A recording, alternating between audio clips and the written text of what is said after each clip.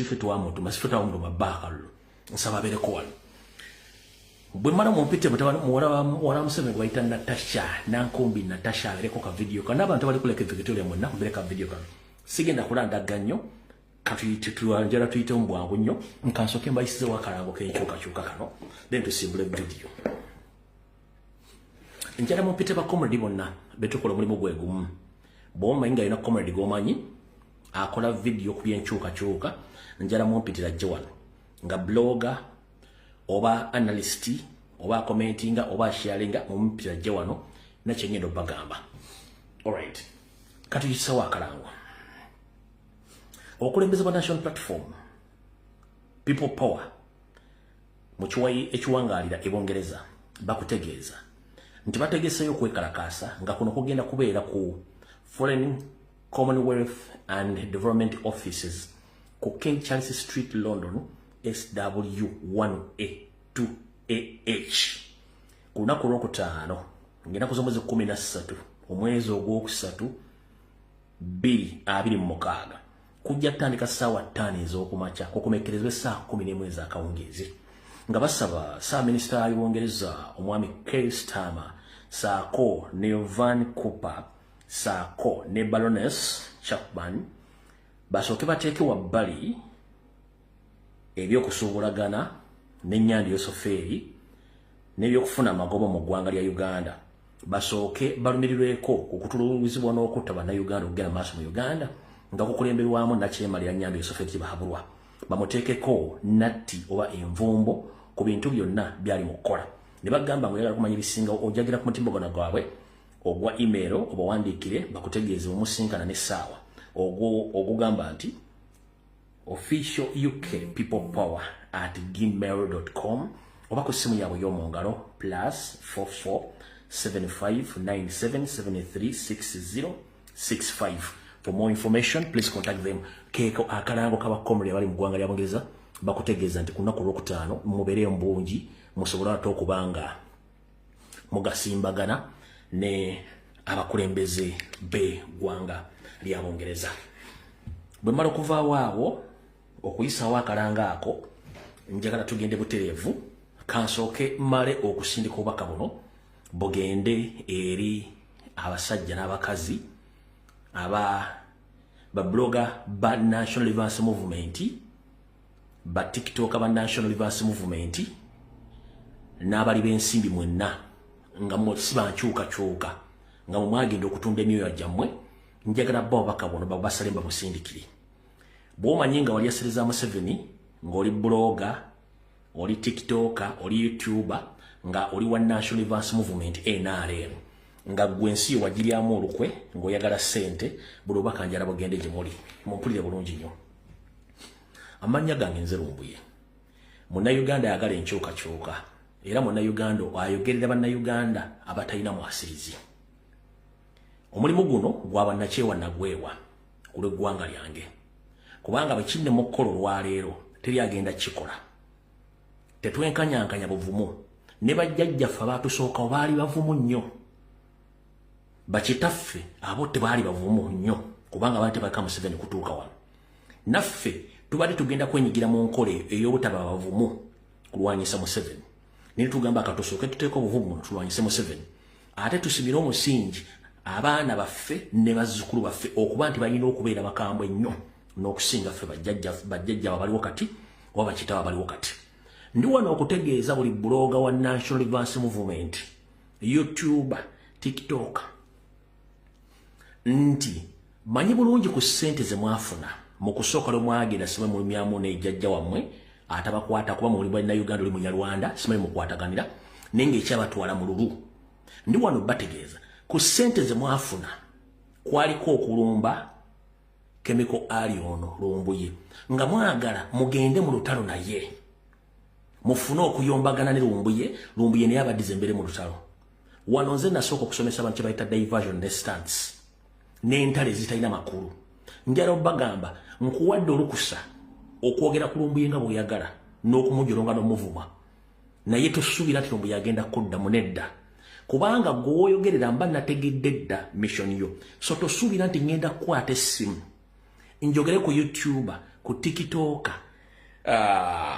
bannamawulire abavuma Lumbi yenno sisobola kubanga mmanyi bwenjogera bwonvuma oba nonjogerako ebikikinike nenzija nenkwogerako mba nnyongeza paycheck yo oba mba nkwanguyiza omulimu okufuna ssente gye walaze kati obudde sibulina nenze nkuwadde obudde gweyogera byoyagala ne the end of the day bakama bagenda kubuuza akasajja koolumba nga tekakuddamu obudde nnina butono nnyo kubanga obusinga bwakulwanyisa Nyando Yosoferi so siina budde busobola kubadda mbakulu ezo ssente zammwe muzirye mpaka kuwulira bubi naye ngenda bagamba gibujjako wansi eyo mujja kutegeera lwaki mwalya ssente ezo ng'ate mulina ozisasula kati nze sisobola banguyiza mulimu gwammwe ekyo kyojagadde baga vidiyo zammwe nziraba bulungi nnyo n'abaafa bakomyewo batandikidde bakoma nga bali ku Lumbi ekyo sisobola kikola so jala bagamba ssente zo muzirye Lumbi tasobola kuddamu kwogera ku muntu gira kubanga main focus yakujjako Museveni so si kwogera ku bawadde ssente abalidde mu nsi yammwe olukwe so buli omu oli wadde bokola kyoyagala as long as nti gwe mulimu gwe bakuwadde genda maaso naye tosuubira nti omulimu gugenda kuddamu gukwanguyiza okuwa paycheck endala tekijja kusoboka awo tuvuddewo bwe tumala okuvaawo ngenda kusooka kuyisaawo security alert ng'egenda mukulembeze bwe mala giyisaawo tuleke tusimbula information tulina ne comrade Masemberero gyali tugenda kusooka kuyisaawo security alert then ndyoke ngende omukulembeze security alert eno ngenda giyisaawo nga nsoose bbawa nsonga zino wammanga olwaleero n'ennaku zonna amagye gayiriddwa ku kkubo ennyumba president bakyagikuumye era honorable Namugago yabuuziza abapoliisi nti abange kiki mukola maka ga Kyagulanyi bagamba nti baliyo for security purpose bakuuma nyumba ya Kyagulanyi era mbu bwana abazze ne mukazi we oba de family ye benyo bagenda givaamu tetulina buzibu ku kyo Kyagulanyi ebbanga lyabadde makaago yali abasabyeko nti bavudde mubeere makage oba lwabadde agenda e Bulaaya mu biseera eby'eddembe ne family ye mwali muzze mukuuma makage kale temulikyuta basiru ntetutegeera mumbeere mukulebe mwagala tayo mujja tuuka nga mulina okusasulira buli kimu kyonna ekigenda mu nsonga eyo munoonya Kyagulanyi from A to Z nimwe buzaabuzanga bafuka banaaba kati wetwogerera Buganda yonna nga bwenze nga ba president ejjuddemu abasirikale ku nguudo zonna baatuuse n'okuba nti kati bajjewo aba traffic aba police ne baleeta aba traffic aba military be bakola ku nguudo ekikula kino nekino kyonna bakikola nga bagezaako ku trackinga president nti bamufune nga bataddewo aba traffic bano ba military ate nga ba SFC be bali ku nguudo zonna eziyingira n'okufuluma Kampala be bali ku nguudo zonna eziyingira n'okufuluma Kampala mu nkola eyo be baliyo be bataddeko aba traffic abo ekyo kankijjemu kubanja alakendeeza wano be bayingira n'okufuluma Kampala be baliko ku nguudo ezo nga banoonya president kati wano wagenda okuva security alert ulira bulungi security alert egenda kuva wano era sula besta president kono kwali ulira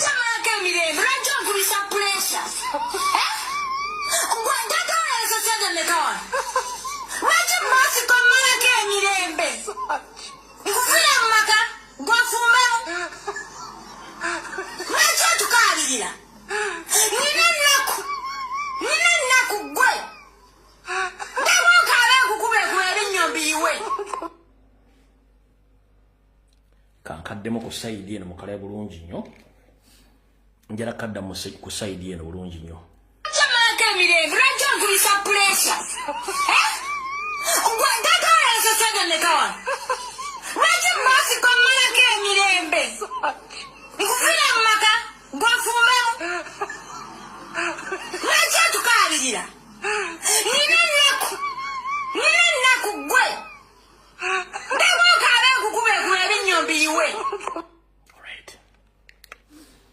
kati mukulu Nyambe Bosco olwaki omalako ensi emirembe abaganda bagamba akatali kabbe wattu amagumba oli osula mu mulyango kiki ekikuteesa amagye ku poliisi kati njagala osooka owulire bulungi nnyo nabagamba buli olaba ekisajja kya Soroti TV nga kigenze ewantu wonna okugjawo amawulire oba okusaka tafaanaganako n'olyo Musisi yagamba nti tuli wano poliisi ekutte enjaga awo twogera n'enjaga ekutte poliisi era poliisi kati erwana n'enjaga erwana ne poliisi kati oyo omusajja gwe bayita Mutebi wa Soroti TV w'omulaba wonna ng'agenza okusaka amawulire Mayati State bemutumye kati polisi magezi polisi n'amagye bagete banoonya Kyagulanyi ne kati unfortunately njagala owulire Mutebi ng'ayogera ebigambo bino mu kamwa ke kennyini olyoka otegeere nti ensi egudde eddalu kubanga wengenda okujja security wulira Mutebi wagamba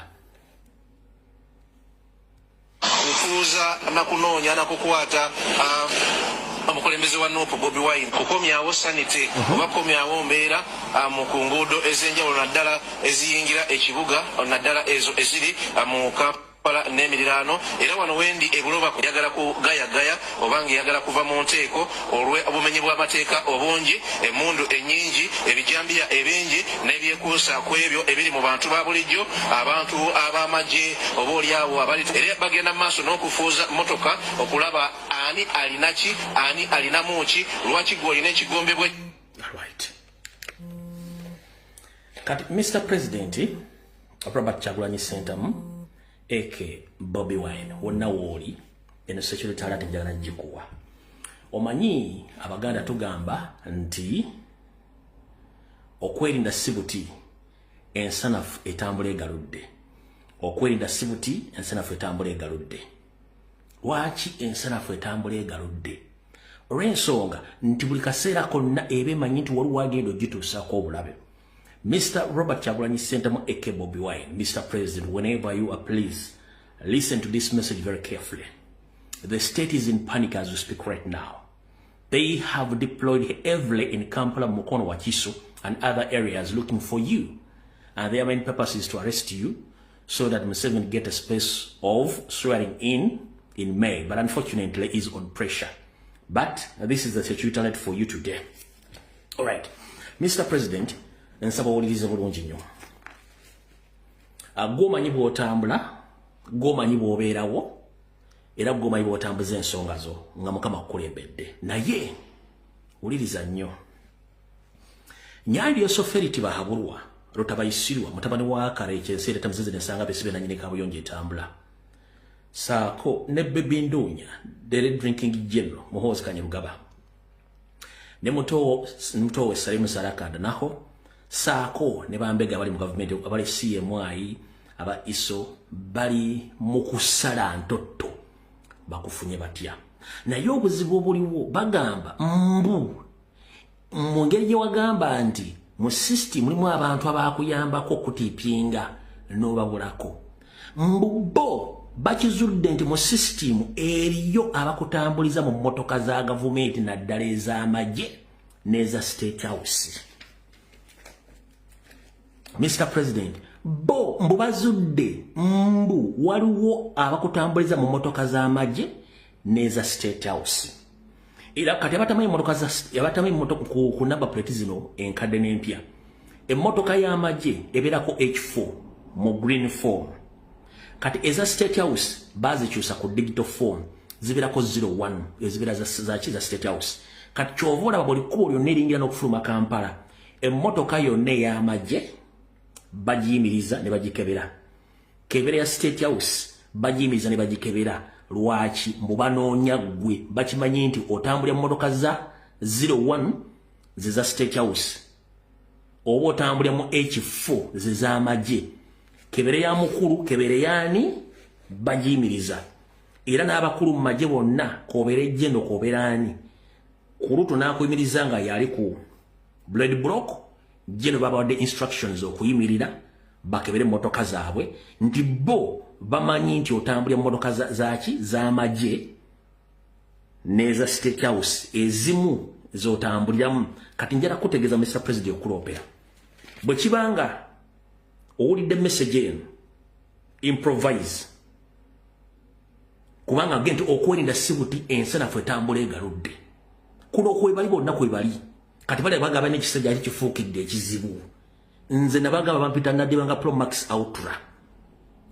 Mr. President nkusaba improvise bombo baba tipinzeko botam abantu abali munda mu state bokolaga nabo bakuyisa ku motoka zeri okwerinda ne bread blocks ngoli motoka ez'ababedde okuli H4 ez'amagye ne 01 kuba kati eza State House bizalingako oba zalingako UC mukati bazikyusa ziri 01 kati yonna baziyimiriza okukebera ani alimu nga baagala kumanya otambula otya na buli kimusomesa president wona woli njala kutegeeza weberere mu ntambulayo olw'ensonga nze njagadde kuteera bino osooka obimanyi ng'obudde bukyali era oberenga kola ki ng'omanya ki ky'oliko ne wiiki eno badde nkugamba ku ngeri gye batandise okugaziyaamu security yaabwe okunoonyereza wonna mu Kampala mukono wa Kiso okuba nti banoonyereza mu bitundu ebyo ku migga mu bibira buli kimbaatadde bambega bangi nnyo abali mu kutambula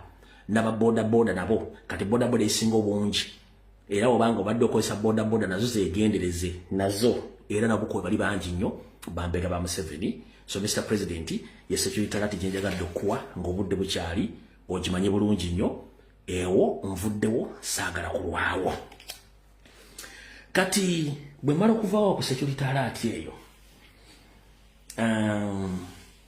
nawadde security alert ku bantu b'okunyanja Victoria Nalubaale ne mbagamba nti ennyanja eyo Museveni yagigobyeko abantu bonna ng'ayagala amagye ga SFC gatandike okuvuba naye gagenda kubeera mu byambalo bya bulijjo buli munayuganda bagenda kujja kuki bagenda kujja ku nyanja eyo bwe naza nenkola video nakoze security alert eno yakusatu yesembayo nembagamba nti bagenda bajja ku nyanja mwenna wonna bannayuganda basinga obungi baba bagoye ku Lake Victoria wabula we natadde nnyessira wabadde Kasenyi abantu badawuti mayinza bulijjo nze mbagamba mwefuula bagezi nabagambye Natasha ng'akozesa amaanyi ga kitaawe yalagidde omwalo gw'e Kasenyi ne baguggalawo n'aguwamba ng'agenda kukolerawo bizinensi ze era bonna abantu e Kasenyi babaggyeko nze bwe njogera njagala nkuwa ki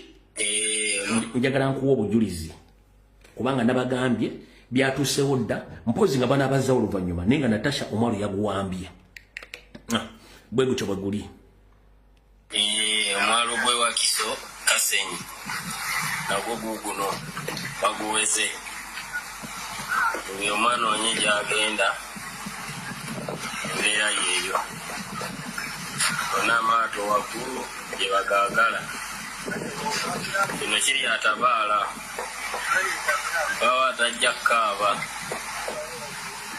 buli omu era abavubi saa zino simanyi kye bazzaako be bano obalabi omwalo bagubaggyeko yonna wasinga obungi babagobyeko nnyanja kati omanyi tubagamba nnyo nti ekiri atabala kyekiri anasigadde waka mujja kiwulira ate bakyakikola naye nga nze nga bulijjo naddibanga Promax nsaba nnyo Mukama Katonda mu kaseera kange nga tetunnatuuka wali nnyanda owayagamba agenda kulayira kubanga ayinza obutatuuka ayongera akole fujjo mukole fujjo bambe mutuyambe mukole fujjo bannayuganda mbakyebase olwo sectors nga beebase bo bagaloza bali bulungi nnyo njala mukole oba Kampala musendawo no problem wakiso musenda no problem omugenda wonna musende buli wamusendeewo n'amataka gonna mugatwale kifo kitwagala nze njagala kasagala bintu bitiredde njala bintu bicyankala mukyankalanye buli kimu kyonna mukikyankalanye nze olwomba nkola mukyankalanye buli kimu kyonna nze mba nkola kati olw'okuba nti lero tulina Comrade Masembe mu ssaawa eri kansooka empiseewo information eno ako akatunumba tukamaze kati wano wenjagalira ba Comrade mwenna betukola omulimu gwegumu ku social media njala kusooka okubebaza ennyo mubali nnyo mwebalire ddala mwenna betwatandika nabo mu 2017-2018 mpaka olwalo nga mukyaliwo n'abeeyunzeeko mwebale kukola mulimu ogwo mwebale gwa butatiisibwatiisibwa n'okutuuka olwaleero fokasi yaffe yakulwanyisa Museveni si muntu mulala kati buno bwebaka bwanjala mu busale mu butambuze bwe bulwa nga bulijjo bwe tugamba nti wandikola ekintu okulumya omuntu n'owunzika ng'oyambe muyambe ekkiriza enswaswa etayanula yerege engalabi nga bulijjo ntera bagamba nti wandikola ekintu okulumya omuntu n'owunzika ng'oyambe muyambe ekkiriza enswaswa etayanula wattu yerege engalabi ekivunulwa kitya kyekino wano wammanga mukulembeze waffe yawangula n'ebitundu 71 ku buli 100 Nyando nabba akalulu kaffe tukyakabanja pulezidenti yetugamba agenda kuvaayo essaawa yonna bakomoli mbadde mutadde nnyo essira kuba MP ne tubagamba MP mbaleke babere gye bali mubadde mulina pressure etandise bamawutingako abala bagenda kulayira babawadde Museveni legitimacy biki ne mbagamba please calm down buli kimu kireke kibenga bwe kiri president alina akasengejja kali mukozesa kajja kwesengejja naye akasengejja kano kagenda kwesengejja kokka nga temulwanyira Museveni mutya Museveni ayagala legitimacy by all means kyovola banti nemmengo yagizinzeeko n'abasindikira Nobert Mao agenda abasomesa reconciliation mu Mystery Hotel information agibadde olunaku lwajjo aho bali mu kulyankuzibwa bwe balya bwe bayita nnaku bo baloza abaagala nnyo kati n'abala abayimbi bafuna ssente YouTube bafuna ssente Masaka lera abaddeyo agenda agaba ssente buli kimu kati basing on the reality the information gyemadde olunaku lwajjo ya CIA report kati njagala oteeke essira one opposition ya Museveni yona gyabadde alina gyabadde akolagana naye ebbanga lyonna kati mbagayi kwandikola ekintu okuli mu ndowooza kawo yabe mulembe ekkiriza mwagala nnyo ba MP baleme kulayira era mulowooza nti bwe balayira president agenda kulonda leader of opposition alonde ne committee si bwe kiri nti yemukiraliikiridde nnyo muganda wange saagala weeraliikirire lwaki kubanga Museveni kyagenda okukola ffe kigenda kuyamba ffe nga tetukuttira ku kintu kyonna nga tutudde eno nga tunywa kacyayi kaffe kyekiruwa musajja waabwe mbega waabwe mu opposition lumu yaleeta ebbago ery'okugjawo ekibiina ekiwangudde kirina ba opposition member parliament bangi n'aleeta etteeka erijjawo leader of opposition nti opposition yenna eronde leader of opposition sipi yalireeta ndiye ne tulikuba ne mudibirira kati mu kisanja kino nga kinatera okuggwayo wiiki eno bazzemu ne balite bolinga era bali mu discussingako era ligenda kuyita naye olowooza etteeka lino ligenda kuyamba ani etteeka lino liyamba national platform liyamba gwe comrade abadde atandise okuzimba omutima lwaki bwe bajjawo okulonda leader of opposition mu parliament mu parliament nga ekibiina ekisinze ekidiridde kindaba MP abangi nga bakijjeko obuyinza ekyo ekibiina kiba kidda bbali ne kiteetaba mu kulonda leader of opposition wadde okulonda obukiiko bwonna ne kirekera ba opposition abafeeka ba Museveni okulonda abantu balegitimazinga gavumenti yaabwe nga ffe tetuliimu kitegeeza mu kulonda leader of opposition tetuliimu n'okulonda committee ezigenda okutula ku bukiiko obulamula parliament ez'opposition tetuliimu kitegeeza nti oludde ffe Museveni tuba tetumuwadde legitimacy aba yeewadde fake legitimacy n'abantu be kitegeeza kyemwagalizanga embazi kibuyaga asudde wandikola ekintu okulumya omuntu n'onzika ng'oyambye muyambe ekkiriza kati ogenda kukwatira omuntu omukwata akabadiya weewano MP yenna owa National Unity Platform aneetaba mu kulonda okwo mu munoonyi n'ejjambiya MP no wa national platform agenda okwagala okuyingira mbu agenda kukakiiko okuli bamulonde mu munoonyi n'ejjambiya mugende mwokya amakaage n'omuntu okabe mumuwokye kubanga kitegeeza nti oyo abadde mu system nga tetumanyi kitegeeza ne legitimacy ffe tuba tugivuddemu automatically okitegeera kyebuga nti wandikola ekintu okulumya omuntu n'onzika ng'oyambye muyambe ekkiriza bambi lumuyise etteeka mutuyambe muliyise bakomredi bonna baveeko pulesa yebabaddeko ffenna opo tudde wali tugambe eyo tetuliiyo mukole ebintu byammwe wakiwulula okitegedde bulungi nnyo kati gwe komredi abadde atundugga emmeeme bagenda kulayira ate balida no bakuyambye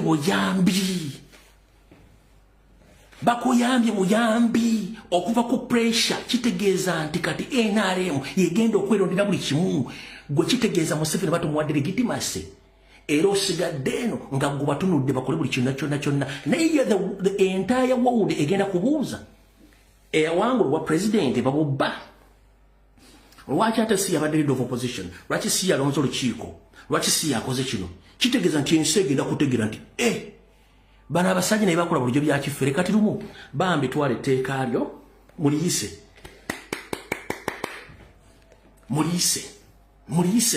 ffe tuba twejjeeko ekikwa era abakulembeze ba national platform saagala munyiige mukireke bambi mbeegayire temulwana temusika mukono muleke etteeka baliyise bulungi nnyo ffe legitimasi ya Museveni tugwa tetugimuwadde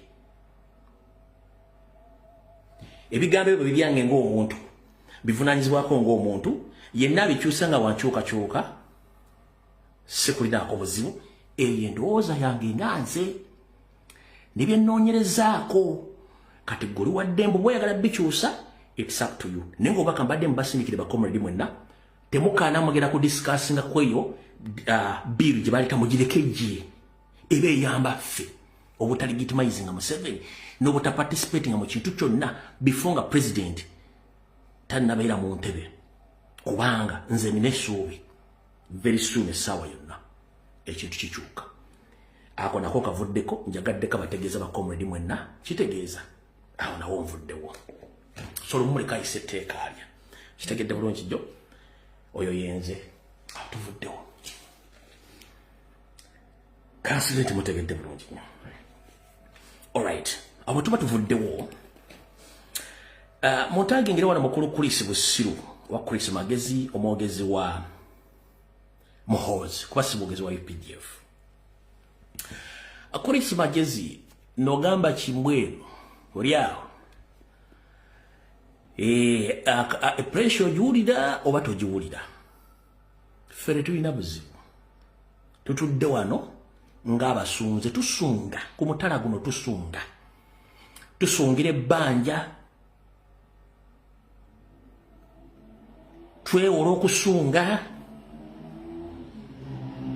kwegga ne mulumbe tusungiramu ne musanyu tusungiramu katuluwa tusunga lwaki essaawa zino mukama wo Nyandi Yoseferiti bahabulwa yalina balobisiti bangi ku international level ng'akoze buli kimu nga mulowooza nti Robert Kyagulanyi Ssentamu ye fake opposition eri yammwe yedda gye mwafuniranga accountability mu violence fe one bw'oba onoolwanyisa Nyandwe osooka kumusoma Kyagulanyi asooka kusoma Nyandwe n'amanya nti Nyandwe afunira mu violence era Nyandwe kennyini yeeyita nti is a master of violence Kyagulanyi n'amusoma bw'amala omusoma Kyagulanyi n'amulumba diplomatically Kyagulanyi akubye Museveni diplomatically one ng'onookuba dictator osooka muggyako ssente namuggyako bamufujjirira n'obamukuba n'obamuggyako kiri kiba kikendeeza ennyingiza ye ate n'ebintu bye bagenda okukozesa mu violence biba bimudibirira ng'ate yalina okukunoonya mutuule olw'okuba nti oganya omuwa kyayagala kati gwe Chris Magezi ky'otamanyi lwaki kibadde kizibu nnyo okujja Museveni ku international level bamulage nti mutemu wana akalwa akawedde mwakabba ne mukwata buli muntu ne mutta ne mutemula ne tukuba enduulu ne tufuna chance president n'agenda n'ayogera e Geneva n'ayogera mu European mwenaba wa chance mugende mwewozeeko mwagaana ogenda mu EU okwewozaako bwe mugaana ogenda mu EU okwewozaako oyagala kuŋŋamba nti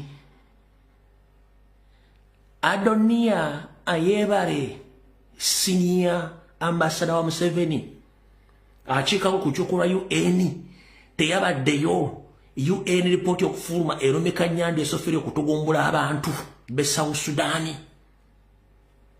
Adonia Ayebare omunyarwanda senior ambassador representing Nyandi mu UN teyabaddeyo nga resolution yeeyita yabadde ali uddawa kyetugamba nti oyinza okukola ekinowolooza nti oli mugezi nyola obutuusu time etuuka obugezi bwe ne buggwawo UN report yafulumye nga mwasooka ne mugaana okugenda okuwaayo eyo bakwatako mu AU mu European Union ne Geneva kitegeeza nti already mwali munyoomye lanka kati lanka zibaviddemu akabasa keeko kati akabasa kano bwe kamala okuvaayo gwe kwennyini essaawa zino gw'oli mu defensive mmwe muli mu defensive olwa UN report eya masaka ezigenda maaso mu ki ezagenda maaso mu South Sudan kati masaka zino bwe zagenda maaso kiba kitegeeza nti muyina okwewozaako nnyo naye ng'ate okwewozaako kwammwe tekukyalina makulu.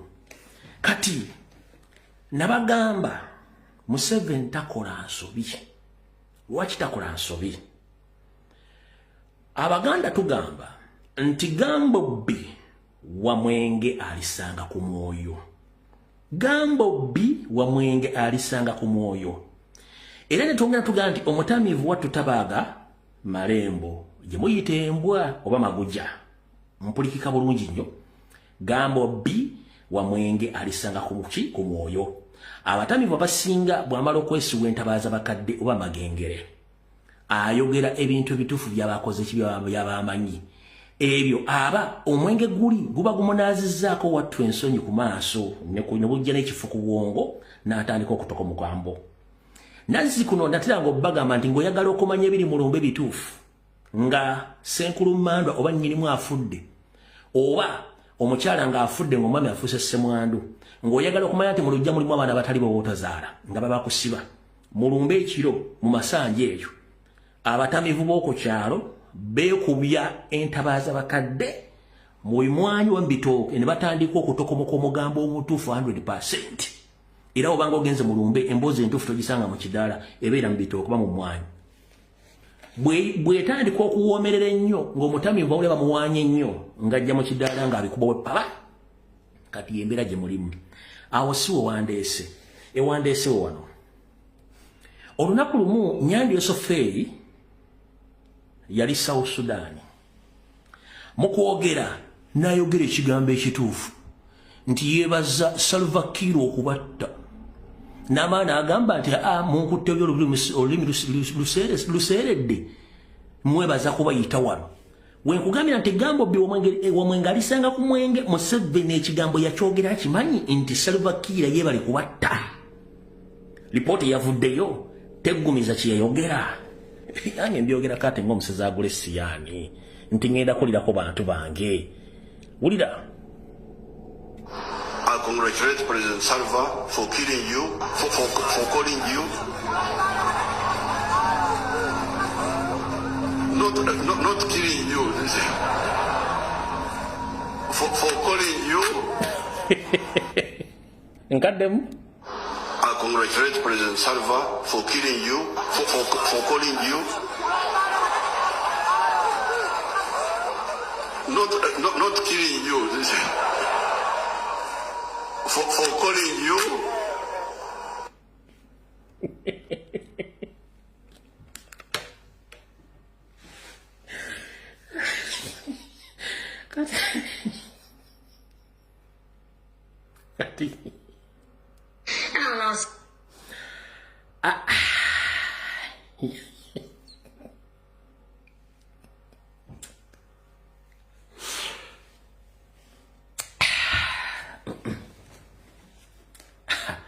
Abava mu struggle temanyi struggle wenyuma struggle enyuma kuba tukuba Nyandi hands down tukuba Nyandi hands down kale omala okuwulira for killing you nenkuleetera kano video zonna nzibazannyidde ebbanga lyonna kati wulira kano. And our last story is from Uganda. The country is under increased US scrutiny. A UN report has accused Ugandan forces of being involved in deadly aerial attacks in South Sudan. Amid the allegations, US Senator Jim Risch has urged the Trump administration to take a hard line against the Museveni regime. According to the UN report, Ugandan and South Sudanese forces carried out joint air raids. These attacks reportedly targeted areas populated by the Nuer community. Now, it is South Sudan's second largest ethnic group, which is largely affiliated with suspended Vice President Riek Machar. Witnesses describe planes dropping barrels of liquid that ignited on impact. Homes were destroyed, and survivors reported seeing civilians, including children, burned to death. The Ugandan government has denied the allegations, saying it does not attack civilians. But evidence from within their own leadership suggests otherwise. Uganda's army chief and President Museveni's son, General Muhoozi Kainerugaba, had posted a video on social media during the offensive. In the now deleted post, Kainerugaba said that the air offensive would not stop until opposition leader Macho made peace with the South Sudanese government led by President Salva Kiir. Despite the allegations, Uganda has defended the presence of its troops in South Sudan. Kati ezo video singo bunji zonna twakoze eki zonna twazibakoze eki zonna twazibalaze kati kambaddizeeko kano ozuulya bulungi nnyo. I congratulate President Salva for killing you, for calling you not killing you for calling you. I congratulate President Salva for killing you, for calling you not killing you for calling you.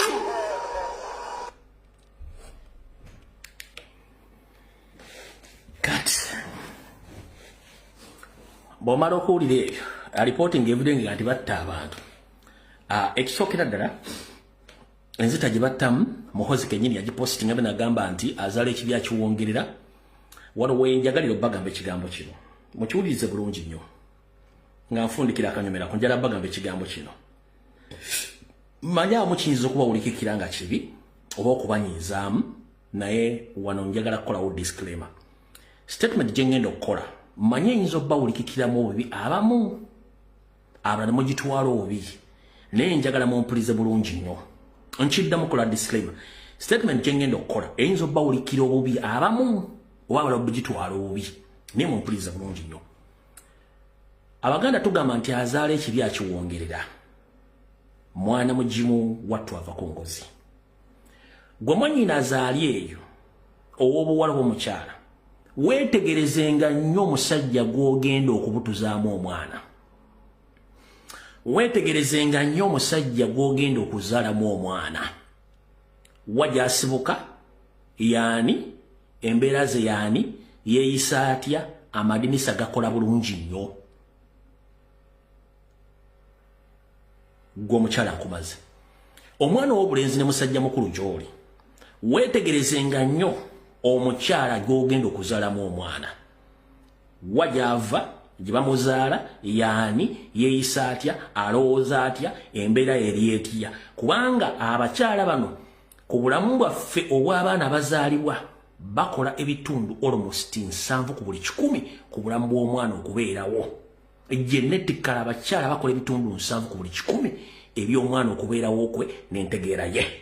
Kati gwe muganda nga omusajja weetegereza nnyo omukazi gw'ozaalamu omwana yaani, embeera ze z'obuntu obwongo bukola, embeera ze za bulijjo y'oyo si kusanga mukazi nga yiika amadinisa omuzaalemu omwana.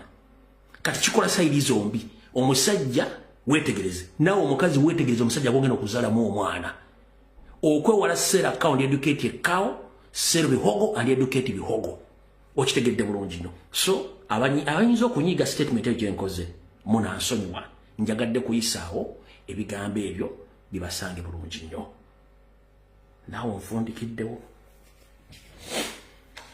Bwe mala okufundikirawo awantu obudde nga budduka nnyo kiki?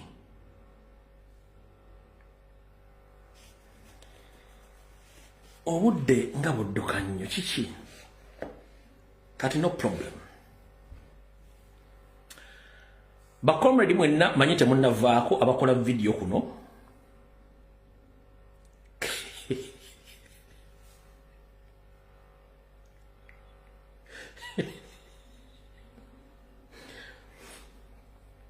Temunjogeza mundeke bwa information nze nve wano ngende.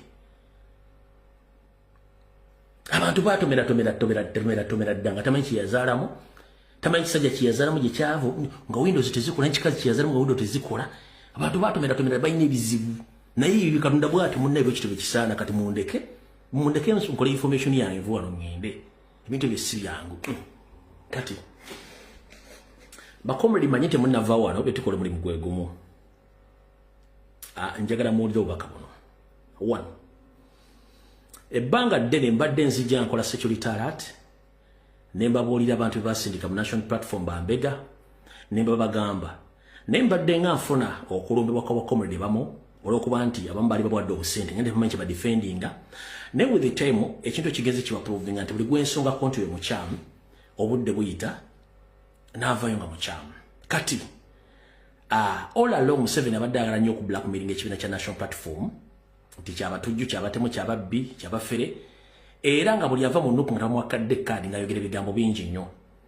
Kati waliwo omusajja yeeyita Engineer Kaweesi ow'Ennansana municipality goba mmakkaadi de wano nga tanafuna kaadi nabagambira nti oyo musajja mukyamu era najja nakola video nga yeekalakaasa lumbuyinze tumanyinze ndekka biki namugamba ddamu okole video endala nkulagireko bwereere nabagamba nze sita kibe nga sina kikenenya namugamba ddamu okole video endala nkulagireko bwereere. Kati omwami oyo bamuwadde script ebigambo by'okwogera n'ebyokuzannya ayina obizannya bulungi nnyo. Bw'oba weetegereza media ezimujjako interview bonna bava mu Nuupu ba state agent naye kati kyenjagala olwali omufundikire emboozi oyo omuvubuka. 1 omuvubuka oyo upstairs si mulungi si mugezi nga bwali nti yeyita engineer no upstairs windows ate bwe nkoze research nnyo nkizudde nti omuvubuka oyo bamuzaala ku Mityana Road awo abamuzaala mu bitundu by'Ekyankowe bamuzaala mu bitundu by'Ekyankowe oba mu Kagavu. Famire ye ngitegeddeko famire yeeyo gentegeddekera banaddamu n'akola video nga alumba president ngenda kujja obwino. So Engineer Kaweesi wonna wooli ngenda kuga famire nze ndiwe Mityana ndiwo wali mu Kiwambya ndiwe Ttanda nasomera Ttanda primary school nga Ntabaazi yakyali headmaster mukama mumuze mirembe. Famire yo ngimanyi wabula famire yo mudduka emisinde ekiro famire yo muli baddusi ba misinde ekiro ate temukunja mmere mukunja bantu kyovola nti ayogera aluma emimwa alunga yeekomba badduka emisinde ate si bakunja bammere bakunja b'abantu. Kati genda mpola ng'oyogera woddamu n'olumbira president famire genda gye tenagikuba ku mmeeza bwe ddu kuba kati ngenda sindika drones ku ground y'Ettanda mu Kagavu ntandikirawo omugenzi Ssaabalangira Besweri Mulondo mpaka Ettanda Katale. Nkugambye bw'oba tosobola kuyimirira kwogera mazima weesonyiwe. Famire okuva ku jjajja okukita mwenna muli bakunja mudduka ekiro naye temukunja mmere mukunja bantu era kwe kutandika okwegayo nga wali mwanyo weekomba biki. Genda mpola ngenda sindika drone zange okuva Ekyankowe mu Kagavu omugenzi Besweri Mulondo mpaka ewaffe Ttanda mu Kiwambya ogenda kumpulira nze mbakuba siri ku siri ekyo nkibagambye. Famire yo nagitegedde ngimanyi temukunja mmere mukunja bantu okwemoola ne weekombako otandika okugaaya amannyo ng'obeketa amannyo mudduka ekiro mudduka emisinde mugoba empewo naye ate empewo zemugoba mukwatiramu n'abantu ne mubakunja kati ojja kumpulira ekyo si kyekikulu. Njagadde oba ababaka buno bakomredi mufundikire ensonga zino. 1 president yatugamba nti ensonga ezitalina makulu tuziwa makulu nenjala fundikira n'omusajja nomugamba nti gyakoma okuwaayo ebigambo ebikyamu gyakoma okweyiwa evvu n'amanda mu mbugo. Lwaki? Yagambye nti yawaayo millions 6 ez'ensimbi okufuna kane batagimuwa naye mbo baali baagala n'ekikumi zifuuke million 7. Bwe yamaze okwogera ebyo naye nga bwe nabagamba nti nze mu video oli bwayogera nzija n'engitunulya bwe nti nenkwatamu bigambo 2-3 video n'engitta. Ekisokera ddala bamubuuzizza oyina obujulizi obulumika nti ssente waziwa Kyagulanyi n'agamba sina bujulizi bulaga bulumika kubanga ne gwe nawa ssente simumanyi simulabangako. Kati miliyoni 6 ozimanyi ng'oziwadde omuntu n'oba nga otya omuntu ssente gw'otamanyi 600 million Ugandan shillings ng'omuntu tomanyi wazimuwa mu paundi wazimuwa mu dola kubanga weziba zikendeera ne bw'ogamba nti Mubaruke milioni lukaga wazuwa omuntu nga tomumanye physically era nga tomulabanko era nga tolina bujuzi bulumekanti sente wazuwayo goloza abantu bonna basiro kusinga nga golowooza 600 million Ugandan shillings nozikwata in one hand nozuwa omuntu tomanyi bwafaanana tomanyi yani tolina obujulizi bulaga kintu kyonna nti sente wazuwayo golowooza nti script gye bakuwadde oba togiyeemu amanda nawo kenyuba tewakubye musumali mu kigere oyo comedy gwe muzanya ne drama gwe ne stand ze muzanya ku mainstream media za Museveni we can also act tusobola okuzanya kati muganda ngo muzanyo goli mu kyamu nnyo enensi yawukadda the moment you say that you don't have any evidence which shows that you paid that money and you even don't know the person you gave that money case closed. Case eba closed. Ola omuntu bamuwa milioni 10 ebakola endagaano. Oyo omuntu n'omwaka kadde bakola neza PDM ziriko endagaano. Nego nga okwata 600 million Ugandan shillings nga gozwa tomumanyi. Nga toyina bujulizi bunabulaga nti wazimuwera mu banka wazireta mu motoka wazireta ludda onotali kodinga nga n'amanya togamanyi.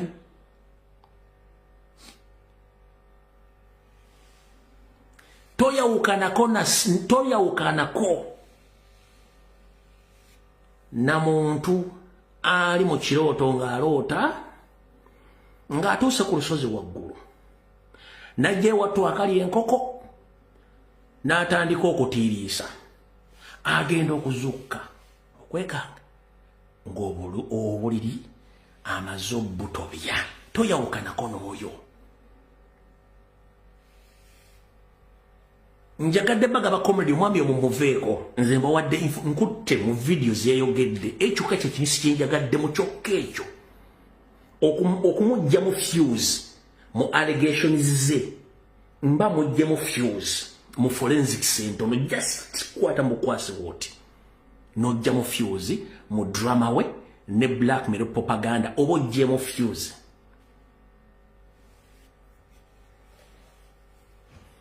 Kitegeeza oyo tumufundikidde.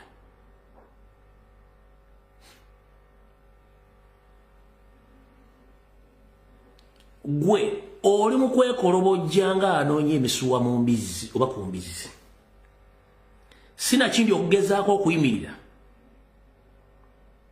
ng'alamuze banaamuziika.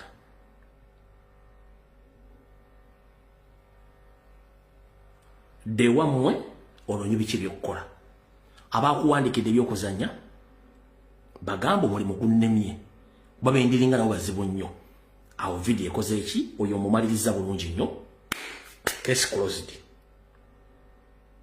Abatannategeera nakutegeera mwami yakoze nnyo katemba naye awo nze wenkutte wokkaawo ne tuvaawo. Nsigaze dakiika mmeka? Sigaze dakiika 8 kuba njala kuyita Masembe. Sigaze dakiika 8 njala kuyita Comrade Masembe. Katuka tugendeko wano. Katugendeko wano katono nnyo tuveewo awo.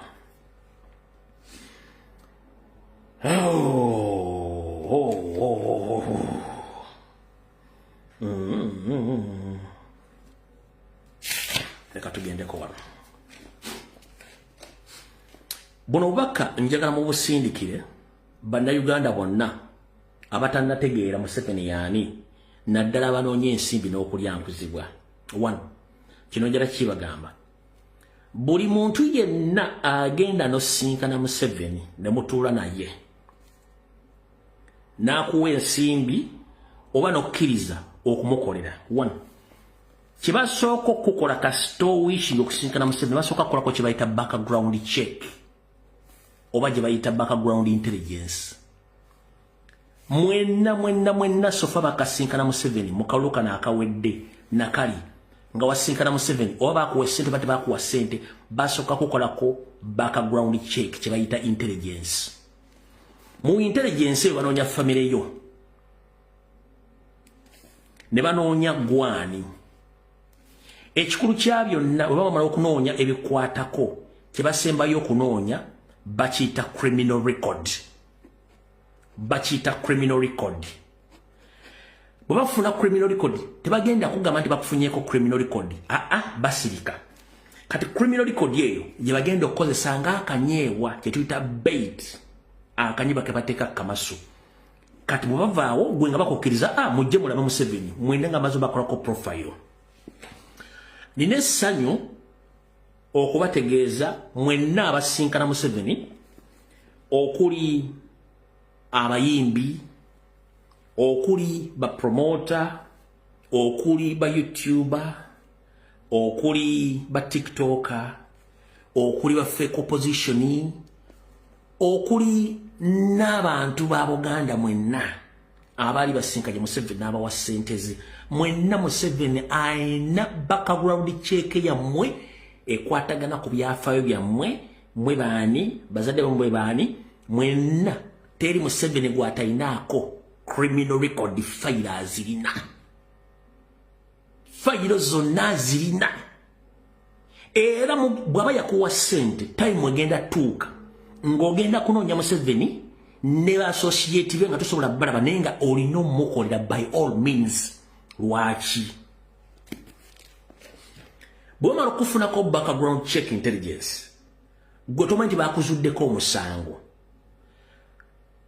bagamba nti genda okola ekintu gundi ng'ogaana nga bakusindikira IO intelligence officer ng'akubira essimu ng'akusinkana bw'aba tannakusinkana oyo IO kye bakola baba alina ennamba yo eya direct baba alina n'ennamba yo eya WhatsApp ng'akwata criminal case record zo zonna ng'azikusindikira ku WhatsApp ng'azikusindikira akubuuza bino obimanyi ng'ajjako essimu ng'asirika gwo kennyini gw'ogenda omunoonya omubuuza ebintu bino wabijjawa nga bino byonna tubirina lwasinkana Museveni oyagala omusinkana bino byonna tubirina so kati state ekugamba either genda omukole genda okole kyebakugambye oba case sanctioningibwe oba eddizibu erinyuwingibwe oba ekyo ezuukusibwe bakuzeeyo mu kkomera kati bonna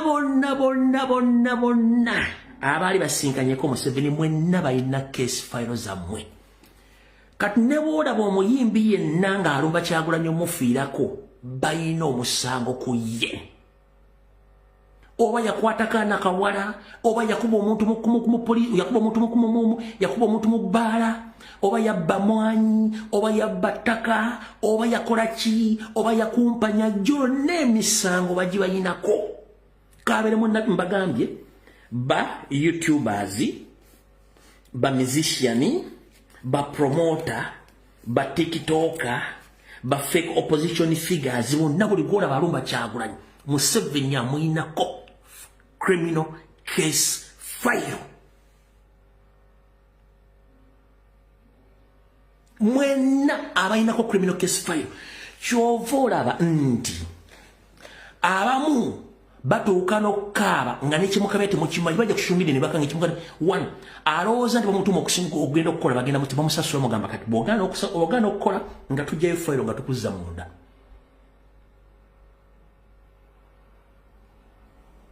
muno mulimu ne baminisita Museveni balinako fayiro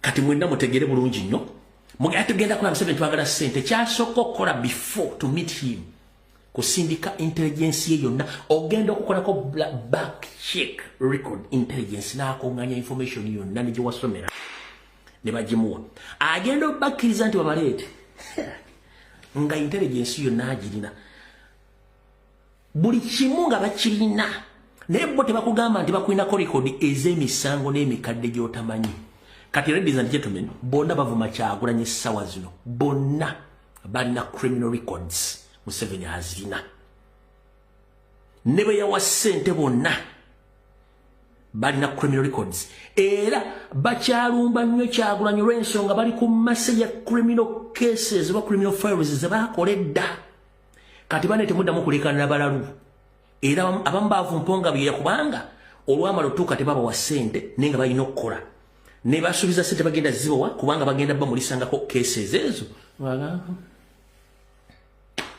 sina kyakola kale kanzi kankangire nkole tewali kyakola nenga tewategera bakikola batya.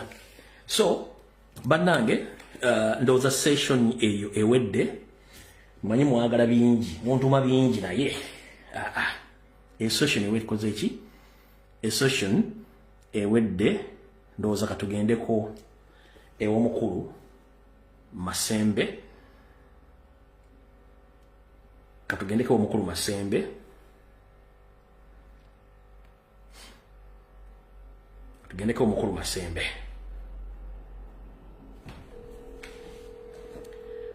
katugendeko ew'omukulu Masembe wano.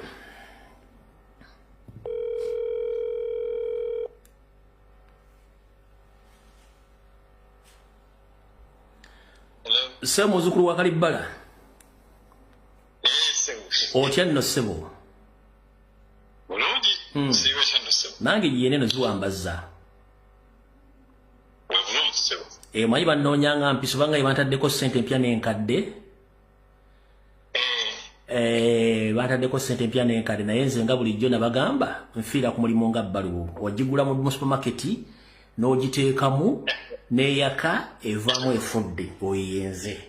Muteekemu ssente bwendi ngenda bakalakata ngenda bawa stress mpaka kuwulira bubi. Seba akazindalo kako tuyite mu bwangu ng'abaloga basangi baffe abantu bakulindiridde. Sebo. Abanauganda mu namba lamusizaako gye muli abankuliriza. Amanya Aaron Masembe nga bulijjo muzukulu wa Kalibbala NCC. Mami Lumbuye ekyo ngambye ekyo manyi mbadde safe live kwetera kuwuliriza an hour or two ng'otaddeyo YouTube kwetera kuwuliriza. Video zositera kuzifuna on live kubanga obeera we babinkwasaganyizza era kuzifuna 2-3 hours ng'omaze okujjako. So ebiseera ebimu oba oyogedde ku kintu awo nenzija ku live naye nga sikiwulidde ng'okikoonako.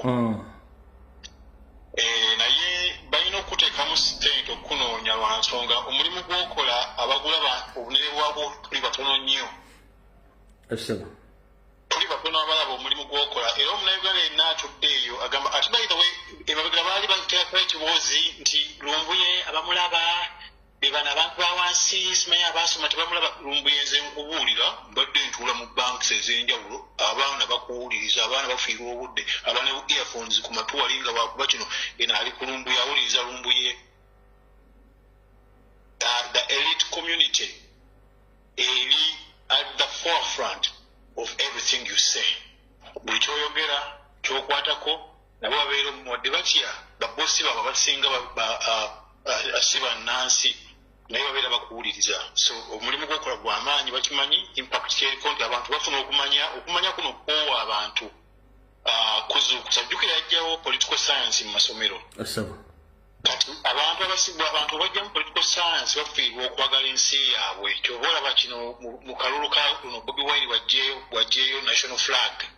One of the symbols of ezokwagala eggwanga ezisookera ddala ezirina okutandikira mu masomero ng'osomesa abantu political science. Ne bakirwanyisa ng'olaba abasirikale bennyini abandi badde balwanyiriza okuprotectinga bendera y'eggwanga balwana okugijja waggulu okugissa wansi n'okuba bazikutte. Kwegamba ekyo kirina okulaga ekifaananyi nti tuli bawambe. Kinagamba buli nti tukyalina okulwanira independence yaffe. Akasi akatono ak'e Rwanda akasi katuwamba dda.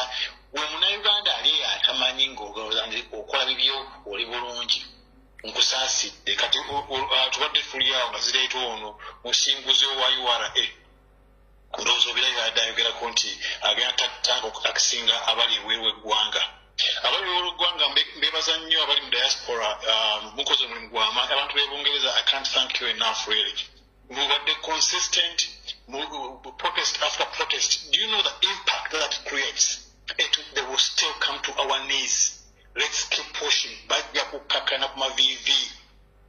Abali mu America, abali South Africa, abali mu bitundu ebyenjawulo byonna mukola omulimu gw'amaanyi. International community ate tulina okuyimirira ne mugaana ebyo. Bankati tukira bamutaddeko sanctions. Balina kati kutanga kugamba kati abaana abali ebweru bebakoze kino kati bategeko emisolo tandika okuba balabbi. Otwalo tulimu tetuli treating nga tudda mu maaso tetukola kyonna tulina okulaba nti Museveni avaako ekikolekeraza ensi yaffe buli kimu kitambula tukyagala okukiraba. Abantu omusajja atufugidde mu kutya okw'amaanyi ennyo, okutufugira mu kutya okw'amaanyi ennyo wasobodde okulaba nti akola buli kyayagadde even in the midst of poor service delivery. Enkuba bwetunnya Kampala tebeerekekamu, buli omu vidiyo z'abantu zifa, naye abantu basirise, abantu batudde basirise. Naye ebintu bya promotinga bino bi best hotel, ebiboozibozi bya ku internet kuwemula. Moral degeneration is at its peak. Naye nali nkugamba nti marriages ku mulembe gwa Museveni olusinze mu nsi yonna okusinga okubreaking, abantu tebakyaholdinga mu bufumbo. Ekyo kiba kimukolera. Tokolaba ne institution yaffe Buganda Emmengo nali njogerako nkugamba nti ate simukola emirimu okulaba nti abaana Abaganda ne kingdom ze zinalabira okwo naye nzikola ekyo okinywa abaana baabwe okulaba nti bawasa. Ate bwe muwasa kati mutandika okusindika gospel eno muwase amongst yourselves. Ezo marriages ezigenda okulastinga. Ebino ebintu bajjajja bange babiŋŋambanga naye nga mbitwalanga byakusaaga. Kubanga nze ebiseera ebisinze ngagamba abazadde bange bafa ndi muto nenkulyako ebukojja naye nga beeranga nnyo mu bajjajjaawo. Osanga jjajja Katazza netunyumyamuko n'akunyumiza kino, osanga jjajja Kiguli n'akunyumiza kino, jjajja Kikonyogo n'akunyumiza kino, jjajja Gulemye n'akunyumiza kino. So ate abaana mubatwale nnyo okubeera ne bajjajja baabwe abakulu abo bababuulirire. Ekintu omuntu omukulu kyabuliridde omwana tajja kukijjawo mangu. Kati nze nali nkugamba buli nga tunyumya bwe nakugamba twatandika nti agambe ku kijjukizo kyabwe ekya genocide bawandiikawo nti Hutu is the tribe of Bagandas, nga tulowooza nti eyo sosi y'obukyayi bano abali mu law enforcement n'ebitongole ebyenjawulo gye batadde ku Baganda. Naye ate Abanyarwanda mulina okukimanya eno issue ya Great Lakes region, buli ali mu Great Lakes region nga oli native mulina obuwangwa bwammwe mu Great Lakes region. The Nilotics are not going to let you sit comfortably. Abanailotic bano abatuusi tebagenda kubaleka kutuula at peace in the Great Lakes region okuva ddala eri side ze Congo ng'ojja tuwadde eno Uganda. Era abatudde nga musirise nga mulowooza nti ebibakwatako kyosi kizibu kyo webawadde obusente obutono okusobola okufyuyinga nosensi waabwe oyo mbasaasidde nnyo. Ate by the way wakuba nti mba n'ebyokugerako olumu bingi nnyo nesanga nga nkutte ku kino katono nkutte ku kino nga sibiyingidde munda nnyo, naye obukyayi bwa Museveni obukulu ennyo ku Uganda. Ate especially kubanga communities ezimu endala asobola penetrating a level of 90% or even to 100. During the 1994-95 Constitutional Assembly, awo weewaaviira ddala obukyayi bwa Museveni ku Baganda. Kino kanti banyonyola nayagala okuyisaawo ebintu bingi naye ndoza kankikwatako nga bwenkyogeddeko at the moment. During the Constitutional Assembly, Museveni ng'aleesa akawaayiro kano nti ayisaawo Abanyarwanda abayingize mu Constitution. Ndoza chair wa Constitutional Assembly mbanzukira bulungi yali Mwami James Wapakabulo. Those were elite men and men of integrity. Let me put it that way. The most sane parliament. Then I didn't want to primary. I know that the pick to get to be our watch. Naenda kuwulira amanyago era nga nejjajja bwajja kana akunyumiza kuya politiki okubitegeera naye amanyago tejjawo yakyogera mbubwata yogera n'akaana kato katudde wali naye bikyasawundinga mu matu gange. Kyoba mbagamba muteeka abaana mu babazaala abakulu babuulire ennono ono ne bwapushinga Tutsi dynasty ng'omwana yafuna communication okuva ku bajjajjaabe tekigenda kuholdinga ekyo nze nkibabuulira. Kyosomesezza omwana gwe ng'amuzaabwa omwana alina egi gyatuukako ng'akutunuliranga piyawe adolescent stage eyo nga takuwuliriza yeewagudde akoze bwati. Naye omwana bw'afuna omusingi ogwa wansi ng'ali n'abazadde abakuzaala abakulu abo, waliwo ekintu kye bamuteekamu ekiri unique. that nobody else may be able to implant that. Kikulu nnyo oh, my grandfather told me this, my grandmother told me this, abanga bikola sense nosobola okushapinga obulamu bwo bulungi okutambula kati bano abaami bawakapabulo bakola bulungi nnyo nti Museveni n'amanya n'abazza ku side ye nze nakugamba oli bwensisinkana wandisebo ndogenda maaso abantu okulira nakugamba luli nti bwensisinkana John Nagenda John Nagenda oyo ngenda omusisinkana nga nnyina ekiwandiiko kyendabye kubanga liye wajjajja wange oyo muganda wa azaala maama wange oyo Charles Nyonyi Ntono Kikonyogo yali mu Bank of Uganda muganda wa Aloni Kiguli Aloni Kiguli oyo yazaala maama wange Lydia Nalugwa bawumule mirembe bwenga ku kiwandiiko ekimu ekyo nabeeranga nnyo mu study room nga bangamba genda ontypingireko kino nga ngamba nnyo nsoma kiri nenga okupapula ekimu n'ekisomamuko neŋŋamba kati bwenafulanga okumenya nejjajja ne mubuuza ku byagenda maaso around the time of the 90s the early 90s mid 90s Constitutional Assembly kubanga naye yali mu mugundi eyo yali ku lukiiko emmenga ate naali gavana nga atuulamu mu parliament ne mubuuza ebintu bingi nnyo neŋŋamba nenfunamu some unanswered questions era ku bantu abamu abali ku kiwandiiko ekyo kwe kwali John Nagenda oyo ne musisinkana John Nagenda naye John Nagenda nangamba nti mumanyi ffe twawandiikanga ate nga batwebuuzaako naye nga waliwo ebintu ebitali bituufu ebitalina kubeera mu constitution ne bireeta bakakuubagano obukyayi buno bwolaba ku Buganda busitukaawo ku 1994 drafting of the constitution akawaayiro kano ak'okuyisaamu Abanyarwanda kaleetawo a bone of contention y'amaanyi nnyo awo n'ayogera ku baali bakwataganye bonna mwalimu nekirunda kiva ejjinja neŋŋamba nnyina okusisinkana nakirunda kiva ejjinja abaami abo bawumule mirembe nja kwogerako ko naye kubanga my conversations and meetings with them zanshapingamu in a way my perspective of things especially on the side of politics bwe nsisinkana mwami kirunda kiva ejjinja nsajja musanyufu nnyo wadde yali mukulu nnyo mu NRM yansisinkana wadde nganza omutima gwange guguze nga saagalya ddala NRM nga saagalya ddala Museveni because in my conscience I knew he was a bad leader and bad leaders are raised differently and I'll talk about that later on in this talk bwensinkana kirunda kiva ejjinja ngamba nti memubuuza nti obukulembeze obutandika butya biki naye bwagala ku bintu ebyokulembeza naye mubuuza ku kintu kino ekyakuteeka Abanyarwanda mu constitution ya Uganda nangamba nti nsaagenze mu governments ez'enjawulo nga mmaze okusoma naye nakolerako Obote teyayagala Museveni era Obote ya underestimatinga Museveni nga kubanga yamulabanga mu refugee camps ng'amanyi nti akulidde mu refugee camps abatakimanyi kino kati kankibabulira olwaleero amanyi abantu abamu ebintu ebimu babiwuliriza nebabitwala ng'ebyokusaaga in 1963 Kagame atugamba mu katambi akamu ke nalabako Kagame yennyini nga yeeyogerera mu 1963 Kagame bwe yasisinkanira Museveni nga bali mu refugee camp emu bwe baabeeranga refugee camp yeri Ankole oba gye bayita Nsongeresi something like that Nsongeresi ekigambo ekyo akyogera Greta ne batambula Museveni ne bagenda Tooro mu kifo kye bayita Kahunje eyo nayo ndoza refugee camp kumpi ne Kamwenje awali Kamwenje district headquarters awo okay baayiko ka primary school ke baasomeramu awo okay era mu katambi Kagame ayogera ku difficulties ze baasanga ne Museveni ono ne baafeesinga bombi okugamba background eyo ekulaga the kind of leaders we have today abaterrorizing abantu mu Great Lakes region kubanga ekizibu kye tulina mu Great Lakes region mu bantu babiri Kagame ne Museveni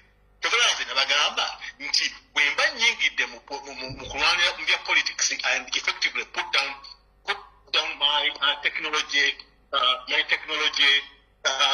career nasazeho okulwanira ddembe ly'abantu mu Uganda using through politics omukono gwe nnyina okusooka okulwana okutema ku Museveni ye Kagame tobulaba nze neegase nnyo ku bonna abalina kye basobola okukola ekiriwo okulwanyisa Kagame.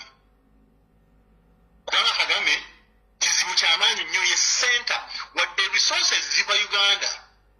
Naye Kagame is the center of all the atrocities you see happening in the Great Lakes region. Mukulira bulungi muganda wange. Bakuulya soko kwatiremu awo eddakiika emu.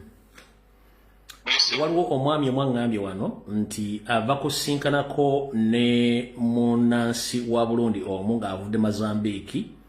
Amugambye Pirato n'ennyini Kabuyonjo etambula Yoseti Bahabula tabasira mutano wa Kaligi ensi yaleeta muzeyizedde. Embeera yaabwe bonga abantu ababiri si nnungi yakatuubagiro ng'azina n'ow'enkufu nti ensi ebafuukidde ekizibu tebakyayina mirembe. Badde nzijaawo okyenjala obaddirayo ogatteko ekyo omwami okyakugambye oba okyenjala okubitulira wano okuba nti ntandise speed anti mbadde sinafundikira ka message kano n'agamba nti ensi ebafuukidde ekyambika nti naye ekizibu kyabwe kyonna eyaleeta ebintu bino omuyita Robert Kyagulanyi Ssentamu ng'ovudde ku Robert Ssentamu nti beevuma Museveni ky'ataalaba okugaana social media okubeera mu Uganda. Kati mbu social media ya Uganda ekuba Uganda, ekuba Rwanda, ekuba Congo, ekuba South Sudan, ekuba Kenya ne Tanzania. The main person they are looking for right now ye gwe kennyini ayogera na nze kennyini ayogera nti nze ndeese ebintu bino. Naye mbu omuntu aleese ebintu bino byonna Kyagulanyi baali tebamanyi nti waliwo omuntu asobola okubaabya n'okubategeeza. Genda mu maaso. Exactly.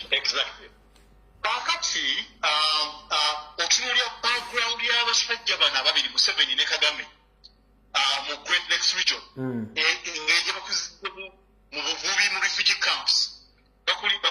Omuntu akulidde mu background eyo nga talina guidance of elders, talina etiquette, empisa ez'omu bantu, nga talina empisa za mu bantu ez'obuntu, ng'akuze nga mu kitolo. Ky'oba olaba nti massacre of people and genocide is happening in Eastern DRC. Ky'oba olaba massacre and genocide of people has happened in Uganda, in Royal Triangle, and still continuing to happen. Massacre of the people is happening in Southern Sudan. Era ndi musanyufu nnyo nti Abasudani abazze Uganda abamu boogera ne ku Luganda era bakubeera ku show zino bangi njogera nabo n'abantu bangi abali e Rwanda b'Uganda bagamba nti why kuwuliriza lumbuye bakuwuliriza ekigali tovala olina kugamba twagala ku Jean-Luc Habyarimana mutabani wa Habyarimana Kagame yavaayo n'amwogerako oyo atambula n'aba abagezaako okulwanyisa Kagame. So tutunuulira abasajja abatutuddemu nga tebalina background ya nsi yaffe, tebalina kwagala kwa nsi yaffe, naye ffe tusazeewo okusapootinga our own self destruction. Kubanga bw'oba okola system ya Museveni ng'osazeewo oganye ogenda mu civil disobedience, omusasula emisolo, osasula ekintu osasula emmundu ezigenda okukuba, osasula strengthening a system egenda okujjako ettaka lyo, osasula system egenda stripping of your rights. Abazungu babakuttemu bagambye bagenda kuddamu kufandinga. Luli nali nkola ku aid management platform mu Ministry of Finance. Dani Ngobi nangamba omwaka ogujja kwa muzibu mukko. Cash is king. Here's that one. Omuntu alina okuholdinga his money. Wembeera njogera ku byobufuzi era byensomesezza bonna mu bibiina ebyenjawulo across Africa. I will tell you this. Sisobola kutuula mu class for 2 hours n'enjogera nga soogedde ku politics. That is impossible. Era bwe nali nga njogera nga mu brief ya ku report yange to you EU people abali bampadde contract. Wengamba nti omanyi ensi yaffe policies, well, they might have good policies, but these policies in government are abused by the top leadership. Museveni.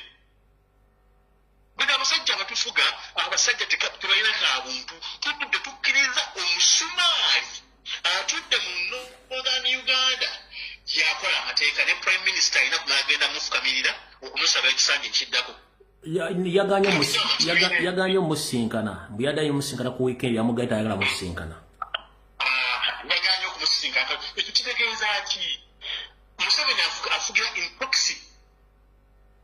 Museveni afugira in proxy naye tutudde tusize tuganye kati kanze kutuno kyemugamba sinkana yange n'ekirunda kyebejjinja nakibejjinja nangamba nti kwenga nti ye yali w'amaanyi nnyo ku saidi y'Obote yali w'amaanyi ku saidi y'Obote era yalinga he was the brain behind much of what Obote did nemugamba nti so sebo were you the brain behind the attack on Lubiri Emengo nangamba nedda nangamba nedda kubanga bino Obote obuzibu obwagwawo nti Obote bw'atandika okulutinga mu Congo okubbayo gold timber ate nga prime minister ate Mengo yayagala obulambulukufu n'obuntuula ne accountability neyagala okumuggyako ate ng'alina the army ye kirunda kibejjinja yali alina okukyuzinga okusurvivinga his survival was based on choosing the right side to be with yagenda okukwata yera tunuuli agamba nti ani alina power yagamba Obote alina power n'agamba kansigale n'Obote ono naye nagamba nti ekizibu naye akimanyi nti Museveni kyekizibu yali alina okukyuzinga okulaba oba afuluma Uganda agende mu exile ate aleme kudda oba asigalawo n'akolera eggwanga n'omusajja ate gwe yakolera ng'ali mu exile nagamba nti amazima gali nti naleeta Museveni twamuyamba n'olukiiko lwasooka okutula mu Austria y'omu yalukubiyiriza era yabadde akola ebiwandiiko ebisinga byatambulako so Museveni akozesezza abantu bano bonna okulaba nti asobola ate okutufuganya okutuyimirirako kati laba mu URA ono musinguzi byayogera chairman board of URA is Juma Kisame mwami Musoga yigobekozesa okusitiringa ebintu okuupholdinga ekitongole ekyo naye ekitongole kiri under the control of Banyarwanda muli nakugamba former supervisor of Bank of Uganda omukyalo ng'oggyeko ono Twinemanzi Tumboine is a good friend of mine Twinemanzi Tumboine abaddewo recently naye Justine akakyala akaduka bakambangamu n'ebisa Dirinya nakasinkana twice doing because I say Justine something akali supervisor Bank of Uganda doing Sagaza Crane Bank akasanyiga ebintu akakyala ako ndoza mukamanyika supervisor supervising banks mu Bank of Uganda akakyala ako yali mvudde mu so no I think but I have a number and everything somewhere in my phone calls naina musinkana mu Uganda omukyala oyo byonna bye yakolanga under impunity Mutebi yali incapacitated Mutebi bamulagira bulagizi kyakukola you could not even yali atuuse mu level nga bwolamuza entyali bwali tasobola kwesalirawo nga gavana Rwanda controllinga URA Rwanda controllinga financial system mu Uganda ekyo bote mukimanyi oba mukikiriza oba mukigaana Rwanda is in control Museveni takyalina sanity akaddiye abaali n'ayogera ne mulowooza nti ategeera bulungi naye bw'avaawo zivaako obola abantu baddukiriwa Musa kyalimu akategeera kivuga Kagame takkiriziganya nakuwayo okulembeza emirembe ekyo yakigaana na Museveni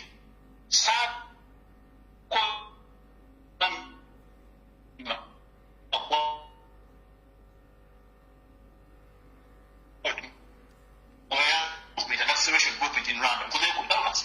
So nina contacts zamani across the region nchimanyi so kubira omuntu azokumpulira eddoboozi nawulira erinnya lyange nampereza ka WhatsApp ku simu yange Kampala nangamba nti owaayi ati kano kino kiki nekinyumyamu ona call naye nga nkubuulira nga bw'ogambye nti pressure y'amaanyi nnyo mu nnyumba ziri ebbiri ey'Erwanda n'ey'Uganda ekyo kiri naye Abannayuganda tulina okusituka ne tujja abantu bano ku nsi yaffe ensi tebalina gye bagitwala ensi batutwala mu matongo mereere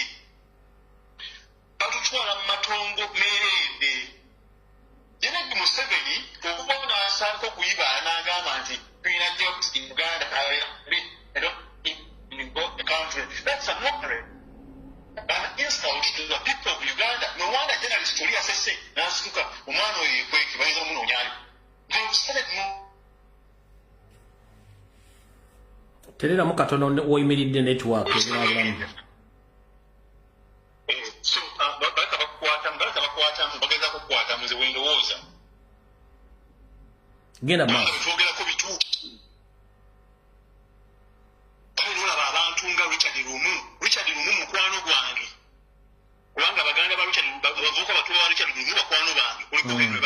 nasoma kala kuliko Michael Wood banu America baganda Richard Lumu Richard Lumu no find way to be against people simply because to come on camera simply because oina mwami Lumuza bamusisinkana ampita boya kitegeza nti ndi mu family ndi munda kubanga taata we mwami mubiru mukwano Michelle Lumu mwami mubiru twata wange mukwano wange mbadde part of that family for years over 20 years naye Richard Lumu okuze ne Bobi Wine ekamoja kubanga amakaga mugali awo kamoja abazadde we bali mama yafa mu 2024 bitugenda Masaka okumuzika era wenawulirira ebintu ebimu omunanga amanti awo nalina agency nnyo ku mpuuga tasobola kukola ki n'empuuga yaliwo okuziika maama wa Richard Lumu alina agency ku mpuuga tasobola kula mpuuga yatayagala yaddala Bobi Wine kale kakati naye kutokiraba mwami Lumu nti ebintu by'okushinga ate nawe ng'omusajja omuganda bigenda kusuffocatinga at the end of the day nze tulina okufuula nti okuba mu kifuba nesitule twevaluating nkyengenda okukola kiyamba ensi yange oba nedda it's not about money mwami Lumu yensinga nali njagala kufa sente nga ndi mugagga wa sente singa ndi musajja mugagga nnyo kubanga bwe mbadde head of IT mu GFCU bank mbadde ndaba loopholes z'okubbiramu sente and I'm very good in technology nambadde nsobola okusika sente and I amass wealth bwe mbadde head of technology mu Ecobank mbadde nsobola okusika sente naye byonna sibikoze byuzi wano mu electoral commission bali babanita mungu bageza okumpa sente sobola okumanipulating obulunga kukozesa integrating zino zi biometric tools I refused. Some things it's about integrity and the way you've been raised. Tulina ba leaders in society yaffe abatali raised mu butuufu bwamu nga jja kukola ekintu based on instincts, personal instincts naye tatunulire the big picture of our country. Ensi yaffe erina okusobola ku mitima gyaffe olina avaayo n'ahudulinkinga omuntu alwanirira abantu Kyagulanyi alwanirira abantu naye otafiire akyalina kapasite evaayo n'erimba Abannayuganda mbu alwanyisa Muhoozi. That is fallacy. Bobi Wine don't deal with that man otafiire. Whatever he's saying, he lies. Hold on there. Lindako. Kwata mwao. Damu statement Bobi Wine takola ki? This is my piece of my president Bobi Wine. Otafiire abayo kugira bino quoting something so that Bobi Wine can run to him and say, can we work together? And a smart person can see that. Otafiire is proud. Ayagala kusiriwaza abantu kujja kubakwatirako. Otafiire is the Museveni 101%. Renali nkola mu Huawei, company y'Abachina, as the lead solutions manager. Solutions on Huawei zekola mu East Africa, but the other problem of designing them. Solutions on Huawei is a Huawei. Naye Abachina basinza Otafiire. Bamusinza ne boogera, of course they will respect you. Bwebanga mu Uganda nali ranking number 3 mu Huawei. In terms of ranking. Natula kukyuba cement wali company abokulu cube. Bagamba basinza Otafiire bagamba ensi yaffe tugenda kugitwala as long as we push the interests of Otafiire and Museveni. Nga Abachina boogera. Yes. Abachina zone zina kalina 1 week 2 weeks kuba deal ya billions and billions and next day against abuze X5 or X6 whatever against abuze nyumba ekololo balichi ensi mukikabye mutyo asi kumuzadde baana mu nsi yaffe kati nsaba okwatemu katono na information gibadde nganya okulirizinga naye bw'okoze additional message ku Kayindo Otafiire kanjite wano mpayi dakiika emu. Mwenna Bannayuganda abali mu gavumenti ya Museveni abaagala enkyukakyuka nga mukoye Museveni. Comrade Masebe message yayisiza njagala ebere clear kanyongereko njongerako etya. 1. Kati nkitegedde nabagamba bwe temugenda Kayindo Otafiire ebintu bye. 1 anoonya ebintu biri. Anoonya soft landing in case government evuddeko. Anoonya soft landing. Secondly, Kayindo Otafiire wadde minister ne Mujaasa ate Mbega. Olutalo wakati we ne Muhoozi Kanyerugaba against successing his father. That is a fake game. Lwaki fake game? Wano Kayindo Tafire bamusindika abere prox mu kulwana olutalo mbwalwanyisa Muhoozi barani fortunately Kayindo Tafire asikirako abo bonna bakyasigaddeyo munda abali against Muhoozi okujja ku board bamutuukira n'amanya endowooza yabwe ng'akola reporting ng'ajuliza Museveni ng'ajuliza mutabani we n'atandika okunyiga abantu abo. So guys, be very careful. Information that ngifunye one week nene ensoka nenjireka kati bwokoze ekigambo kino njagadde nyongereko bannayuganda ba indigenous abali mu system temogwa mu katego ka Kayindo Tafire kuno kwali manya alaba. Abaana bangi bali mabuusu, abaana bangi battiddwa, abakungu mu government basibiddwa nga balowooza nti Kayindo Tafire ali against Muhoozi. Era ne bagira omusinkira omubudde ebizibu byabwe oba niki kye bagenda okukola. Ne sente baga nti bali binoteeka mu sente kumba abasika eriyo. So mwenda bali mu government nga mwagala enkyukakyuka mwegendereze nnyo statement za Kayindo Tafire.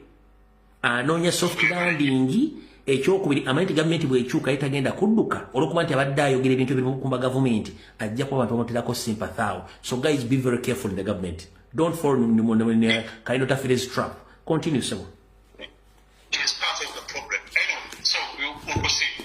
So, government, whatever you do, abantu abali mu society yaffe at the level of leadership, they able to read a background yabwe n'enkuzibwa yabwe. Yenkuza embi ennyo nga gye nkugambye ya Kagame ne Museveni. Era ekintu ekyo nakidiscussingako n'ekirunda kipeetinja. Ne mugamba ekirunda, why did you really betray Mengo? Omanyize abamanyi bajja kukubuulira nti I'm a straightforward person. I speak my mind. I speak my heart. Simanyi nnyo ku sweet coating bintu bakubuzaabuza ekintu ekyogera nga bwe kiri. Kubanga engeri gye ndi honest nange mba njagala honest feedback or opinion from somebody. Era nagamba nti why? Nagamba power corrupts, my son, power corrupts. Power corrupts. Kati regretting his actions. Kati bw'olaba Museveni weyavudde recently, there was already a statement here. Statement yakoze mu Uganda has suffered because of two players, Mengo and Idi Amin. Idi Amin who is Obote. Because Obote installed Amin. What statement? Uganda is suffering more under Museveni since the day of purported independence. Since the day of purported independence, Uganda is suffering more under Museveni. Yotukiraba nti Museveni even up to now obuzibu nefutwa akyalina ku Baganda kubanga Mengo yayimirira nepositioninga negaana Abanyarwanda as a tribe to be recognized and affixed into the Uganda Constitution in 1994-95. Kubanga tebalina buvunuddu ate Mengo yakola ensobi kati yakola ensobi kubanga yali pushing a federal system of governance at the time. Era bano abaalimu delegates of the CA abasinga baali pushing a federalism. That federalism was not to be the focus. Kati ye Museveni bw'alaba akakundi akamu ak'abantu abaali bayinza okuinfluencing abalala on the question of illegally, and I repeat it, illegally putting Banyarwanda into our constitution. Museveni wavaawo n'akwata bano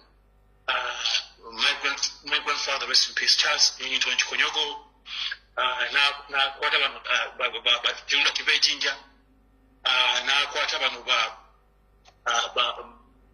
ba John Nagenda, n'akwata ba Wapakabulo, James Wapakabulo, abasajja abagezi nnyo, abasajja abalina okwagala ensi yaabwe, era Wapakabulo n'amufuula speaker in the following year. Kubanga yamuna okukiralenga constituency assembly, the following year he became the speaker. Get a bus. He became the speaker. Naye bano abantu bonna bano Bakiza Besigye balimu, Ogisha Muntu balimu, David Kinyefunza Otafire bonna bekyukuli Mukama ansonyiwa okukiteekawo ekyo. Kiza Besigye abantu lwaki tebakuviiriddeyo okulwanirira kubanga nze kino jjajja wange yakiŋŋamba kubanga namubuuzanga ebintu bingi. Nayagalako okujoyininga amagye nakugambako ekintu ekyo omukulu. It's not yet professionalized. Wait until maybe 2016. Because why 2016? Yari appointing a time limit, the age limit. We don't have a leader, but we have an animal in the presidency. Nayatawo, ifaba mutabani wa Kenya, ngayingira mu maje ne bamutugirayo. Tebagala muntu mugeza abeerayo n'oganto jakkola with integrity. Bajja kutugirayo. Naye kati benatubeere subdued, uleme kubeera ko netafali tuteeka ku nsi yaffe. There are a lot of good leaders out there. Good leaders out there that would contribute to value creation and accelerate development in our country with good sounding ideas. Naye ffenna tunyigidde wansi. Tugyeko opportunities zaffe, suffocating the opportunities. We are supporting Museveni. Totomanyi nti no n'emikisa gy'abaana bo wansi generations to come. Yandifuuse president takyasobola. Takyasobola kubanga tubali ekintu bakikutte betunula mbu muhozi yaddako muhozi wabaako mutabani we. Where? In which country? Abapushinga such silly narratives tetugenda kuzikkiriza. Abanauganda tulina okwekwata wamu and fight for our share of the national cake. Our share does not stop at the good services that we demand as Ugandans, but also extends into leadership of our country. Many of the families of great people, great leaders, have been suffocated.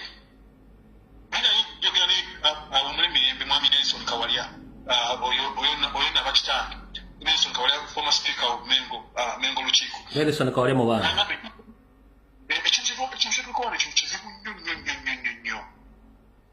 We are infiltrated by wrong people.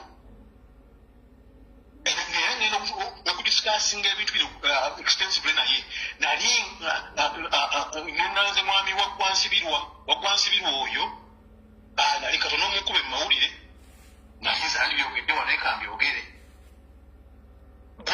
Omwana wa Buganda ate kutuga omwana wa Buganda munno. Nelson Kawalia was left in perplexity. How Wakwansibira disrespected him. We have mugamba nti ono mutabani wa ngogezako kubba ettaka. Wakwansibirwa nga owninga bridge credit finance wano nga ku post office awo ng'okukkirira.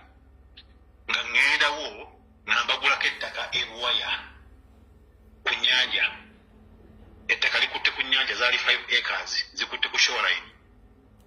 Bwe mbagulako ettaka eryo yene Stephen Mwanje yali heading a Rotary Club, president wa Rotary Club. Abasajja ne bampa ekyapa ne bannyima transfer forms. Ne neetoloola ne ŋŋenda ewa Andrew Kasirye. Andrew Kasirye mukwano gwa Kabaka. He is a lawyer, very prominent lawyer in the market there.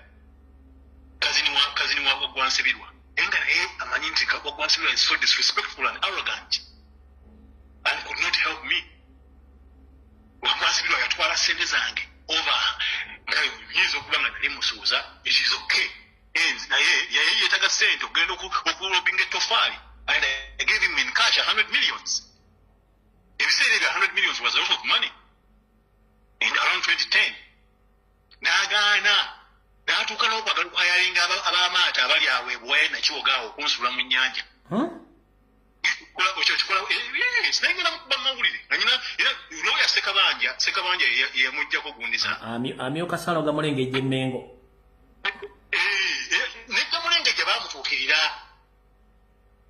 be bamu. Naye alemeddwa okgenda ku lubiri Emmengo okuteekawo pulaani yamba abaana Abaganda okubafunira emirimu.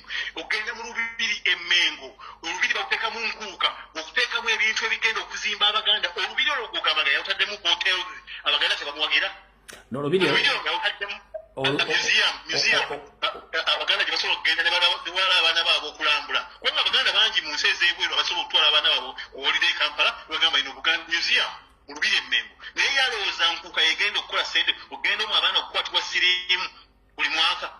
No, openly endako kwata mwawo openly Mayiga yagamba banne beyaddira mu bigere n'abagamba nti ye bamubuuza ssente zigenda okuddukanya Buganda ogenda zijjawa, n'abagamba temufaayo nze mmanyi wengendo zijja era nze zifuna. So nobody knew that the man is going to work with Museveni as a parallel government, a wing. Nobody knew that Mahiga is going to commercialize Uganda kingdom from the traditional kingdom. So right now, almost 100% Mahiga has commercialized Buganda kingdom. It's no longer traditional kingdom. It's a commercialized kingdom, which is now focused on business only. And it's a parallel government which is confusing and controlling Uganda. That's why we lost our dignity. We have no decision to make in the country Uganda. Politically, economically, socially, we lost it. Get a mass.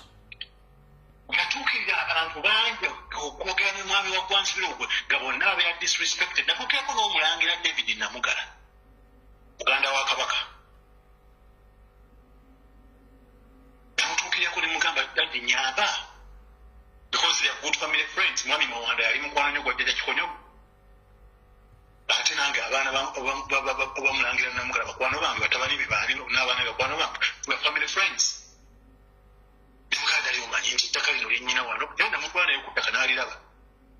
Nemugamba nsaba onnyambe. Mwaggwansibiri wagaanyi. Mwaggwansibiri ali disrespectful to everybody.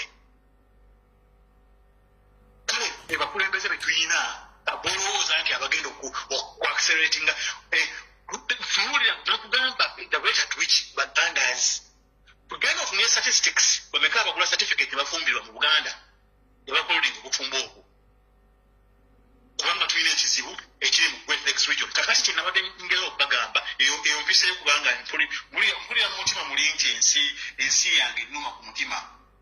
Ebintu byendaba mu nsi bikyamu nnyo si ebituufu ebirina okuba. Ensi si bw'erina okuba ng'etambula. Naye tutudde tusirise tusazeewo okusacrificinga omwana atulwaniridde Bobi Wine. Bannange wettibo tusaddaase Bobi Wine. I saw his picture recently. Gyavaayo nga ayogera ku mazzi. Bannange, if anything happens to Bobi Wine, let's not ever forgive ourselves for sitting back and rendering a blind eye and a deaf ear to his call. And a new member of parliament, member of parliament elected, if you ever participate into Museveni's system in this 7th term, we will walk away from you. Ng'abantu abagalimire Abannayuganda ffenna bamemba ba Nuupu abagala enkyukakyuka mu nsi yaffe amaaso tugateeke mukulembeze wa Nuupu alondeddwa. Ekisigaddeyo mu nsi yaffe gye tulina esemba kubanga some people got cards but they're not strategic. They've not been in leadership for a long time.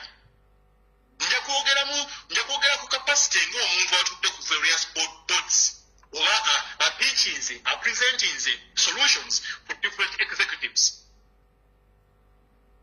Mbadde mu ministry wait, mbadde mu government wait, mbadde mu kitongole wekiti ate top 100 na pitching on various solutions is running in Uganda is accelerating economic development not only in across Africa. Mndogeranga as a strategist. How do we finally get Museveni at his knees and get Bobi Wine out of this quagmire is entangled into? We need proper abstention from any activities to do with Museveni. Government is the only thing that is going to get the is the only thing that will get the attention of the international community. Into why over 40-50 members of parliament, the opposition by Bobi Wine, have sat down and are not going to participate into Museveni parliament. Awo mujja kuba muvuluze lumu Richard byalese ebiri gyalese bagende balondere bali abali independent badukanye government yaabwe. Era mwami Ssenyonyi nkusaba bw'oba oyagadde okumbuukirira okwogerako nange byogera ne mwami Lumbuye ajja kwogera nange tulabe ofuna essimu yange ogeraganye.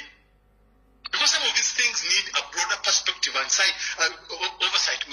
Oba tukola ku strategy mu bitongole ebisinga okubidukanya okwetinga value birwanning under what they call a strategy. A strategy they have drafted even a roadmap or let's say 3 to 5 years. They're going to create value for themselves and the customers.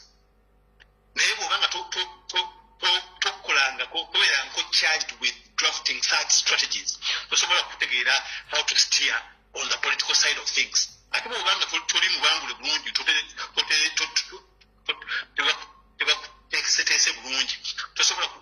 oversight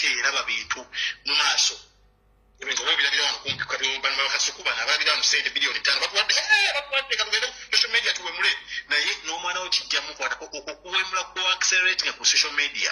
Believe me or not, it will catch up with your child. Ogisize Masao, eteze mutabani wo muwalawo ejja mukwata. You believe it or not? So, banange fellow comrades muno nze mbasaba butwa bintu bino nga bijja bambuka bisawo bidi zaabwe ez'enjawulo baagala kulongolela president mu parliament nammwe wenna kiba stripping off your rights. Tegeeza term eddako your last term. This is the time you need to walk away from that nonsense. Until Museveni, there you are. Muizire. Toziranga kombere. Muizire. Mutuulira kulenya muizire. There is always life. So, today, kumukulu Kagame, fuka tuwise bali ku nsonga z'awaka ez'omunda. Mbadde mbagamba ku mukulu Kagame ono. Abatamanyi from last week, Nigeria Congo, the Democratic Republic of Congo, and the FDLR, the Democratic Forces for the Liberation of Rwanda, Hutu Armed Rebel Group, operating in Eastern DRC. Bana imumpulira. Bakuya agenda maaso. FDLR operating in Eastern DRC. Kagame jagezaako gamba nti kati waki Trump nawe togitekako sanctions, waki bobalika, waki ozitekako feka abo bwe baamala okukwata Bukavu ne basinkana baclosinze in as of last week Wednesday baali within 20 kilometers away from Goma and Chiu. Era to expecting an offensive assault on a terrible assault on Goma and Chiu. Kagame Ogolaba, while African leaders kulonkago olwedde were in Chicago nga basendinga off Jesse Jackson, kubanga Tshisekedi yaliyo, Ramaphosa yaliyo, Kagame yali Rwanda nga meetinga leadership ya M23 n'amanya asobola okugabawa. Kagame, last Saturday you met the leadership of M23 and you have disagreement on the withdrawal plans. Kagame ali under pressure era abadde abengayirira abagamba to withdrawing troops. Kagame is at his knees as we speak right now. Withdraw troops from the DRC. Naye bano ba M23 generals ba disagree. Jukira kuliko abamu abanyamulenge abava Uganda abagamba bava Uganda naye bano Banyarwanda abajja mu genocide. Kagame byagamba okuddayo nabo Banyarwanda bonna bogera olulimi lwe lumu era balina ties ezimu abakola video bali majenga ffe abakola ebikolobero South Sudan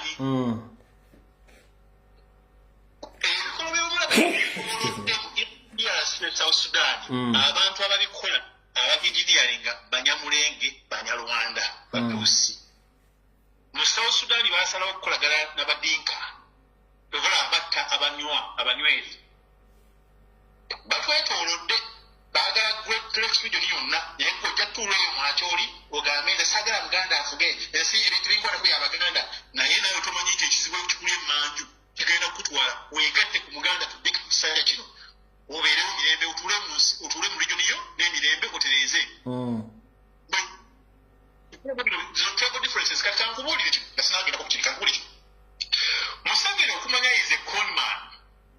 Bino byavayo n'agamba nti Mengo and Idi Amin were the biggest problem of the country. Museveni is the biggest problem. Ojja kuŋŋamba nti Nyerere is your political father gwatunuulira nga role model. Kino teri atagenda kukirozaako.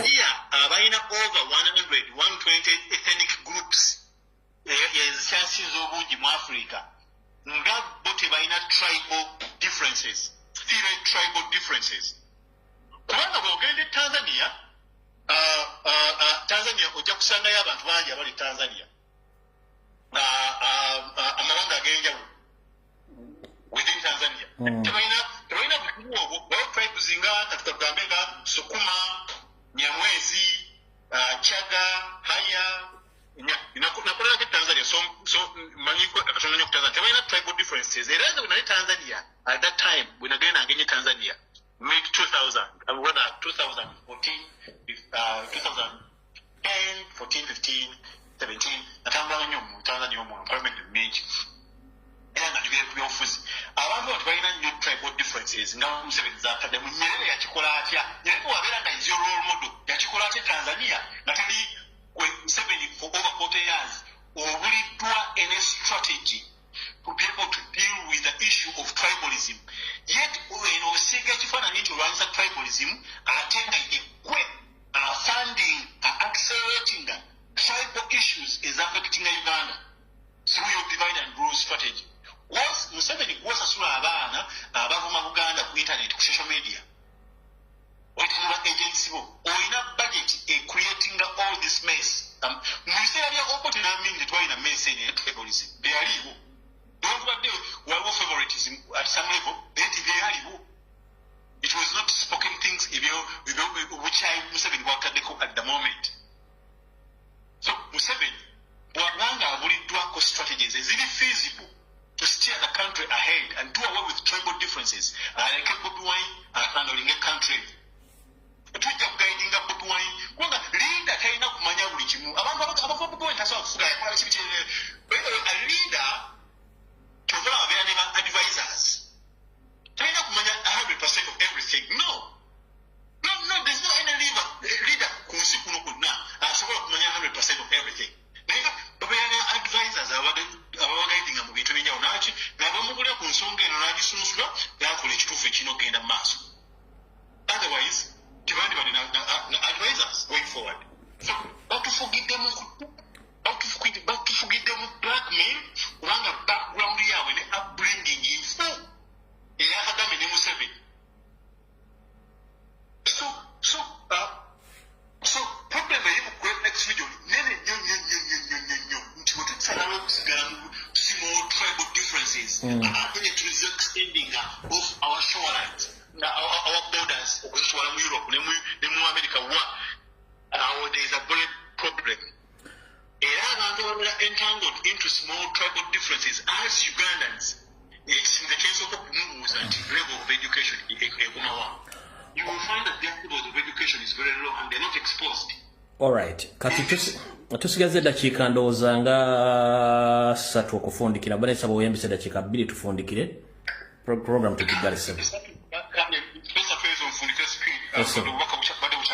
So kati njagadde okubabuulira kino nti facing common problem of existential threat. We face today an issue of existential threat from two people, Kagame and Museveni.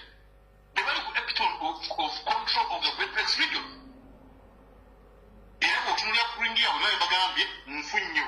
So kati question of RPF yagaana okunegotiatinga ne FDR lwaki kubanga bamanyi nti banaatula kunegotiating table omu ku bo ajja ku exposinga munne. Kagame yagaana okukola n'abano bagamba nti bayekera bali mu Eastern DRC.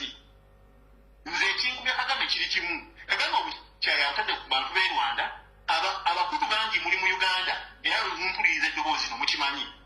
Abakutu bwe mutalwanirira ensi yammwe na byammwe nga mulowooza nti mubirongenga Uganda, ekyo kifu nnyo. Abakutu mbabuulira ekizibu kyammwe is Kagame. Kagame immediately after assassinating Habyarimana, within 24 hours, he killed all the political opponents. Over 20. Abamu baddukira mu exile. Era bali mu exile, abamu n'abanoonyayo n'abadda, abalala badda abalala okweterekeza. Njala kufundikira bannaye, ngalisewo kabuke. Kagame n'ajja n'abandinga tribes mu Rwanda. Nkyesi alina tribes Hutu naye culture wise mu marriage na biki apushinga ky'abatuusi ebyabakutu abisaffocatinze abalimbalimba bumubironginga Uganda ebitagenda kukola. Okay?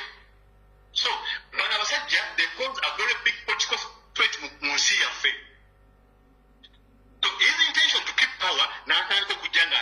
intimidating abantu abafugira mu kutya okw'amaanyi ennyo bino Museveni byatukozeeko yatufugira mu kutya okw'amaanyi ennyo amaze okutta abantu eruweero ne Kagame agogwe Masaka abaganda bagamba kasita twebaka yakuwa otulo ekimu naye Rwanda ekiriyo Rwanda gw'obadde okimanyi nti kati tosobola kwogera ku M23 ku radio stations ne public spaces lwaki aganya abantu okwogera ku M23 nebigenda maaso ekongo abakulembera mu kutya tubadde leaders in different organizations tumanyi what leadership means. You cannot lead people under fear. Every time you lead people under fear, you're never in control. Tosobola kubeera in control of things and create value for your customers leading abantu under fear. Eno narrative ne nonsense eya okwibuka is a scam. Akumide ku bantu mu kwesaasira genocide for 30 years genocide ng'ate genocide yennyini yagikola n'abasajja be RPF bamilita group abali mu ngoma. So Museveni we yabikola eruweero nkoncludinga bannange. So 30 years Kagame continues okutta abantu e Rwanda political opponents azabikola nga yeesiikako ekiziko nti ye muntu mulungi nnyo naye ng'ate effective leaders tebakola ebyo. So his reign of terror ekoze ekyo. Okay, Kagame ya closing doors to negotiations with his opponents. Kati asubira kyokubona emirembe mu nsi nga all doors of negotiations was closing. Naye kyemulina okumanya nti FDR ne government ye Congo balonchize an offensive on Congo. Era omukyalo ono wa UNICEF bamusse mu drone attack bamutaka Karin Busset omukyalo wa UNICEF has been killed a few hours ago in Goma. Kitegeeza abayingidde mu Goma batandise offensive naye offensive yaabwe temulina okumanya egenda kugwera Kigali eggwako nga Kagame avuddeko. Olowooza lwaki olowooza lwaki Burundi yasayinize contract n'Amerika ku gold? America azze in the Rwanda's backyard bamwetoolodde omunyarwanda from DRC from Burundi bamwetoolodde ne Uganda tulina ba CIA abalimu. So mulina okumanya nti wowe ekigenda mu maaso awo bannayuganda temutuula. Ensonga gyetuliko eno eya Bobi Wine ensonga eri serious. Kagame bamwetoolodde katalina kyakkola. In the next 2 weeks nze nabagamba mu myezi ebiri Kagame alina okuba nga avuddeko tukola kyonna ekitesoboka. Yali eri amiitinga M23 mu group lw'omukaaga tutunonya Kabila ogekole Kabila second sorry second ogekole second babe ngejafya kubanga ebizibu byaffe byebimu we share common problems. We need to work with all enemies of Paul Kagame and Museveni and see that we save our country. Concluding but China biji bagamba naye concluding just here beera bana tusase nnyo omwami ono omwami omu Kagame gwe yasse abadde activist nnyo ku ttaka e Rwanda. Ettaka ly'abakutu babitwala lingi nnyo naye bonna tebasobola kwogera. Ne wabaddewo omwami erinnya liri nickname ye bayitajjaddo bamaddewo ntajjaddo Jean Dieu Avona something like that. Omwami oyo yabadde y'omu ku ba-activists abalwanirira Kagame okukubba ettaka ly'abakutu mu Rwanda. Bamukapitalinga ku 1st of February ne bamubuzaawo mu 2026 bakati information evayo egamba omwami oyo baamutta. So in my conclusion remarks to our people, I implore all leaders of the National Unity Platform, National Unity Platform, please stay fully committed to the party president's resolve. Party president wabayagamba not to legitimize Museveni, agenda jasindika. Nsaba leaders of National Unity Platform be steadfast, stick to your guns, and heed the call of our president, not to legitimize Museveni. All right.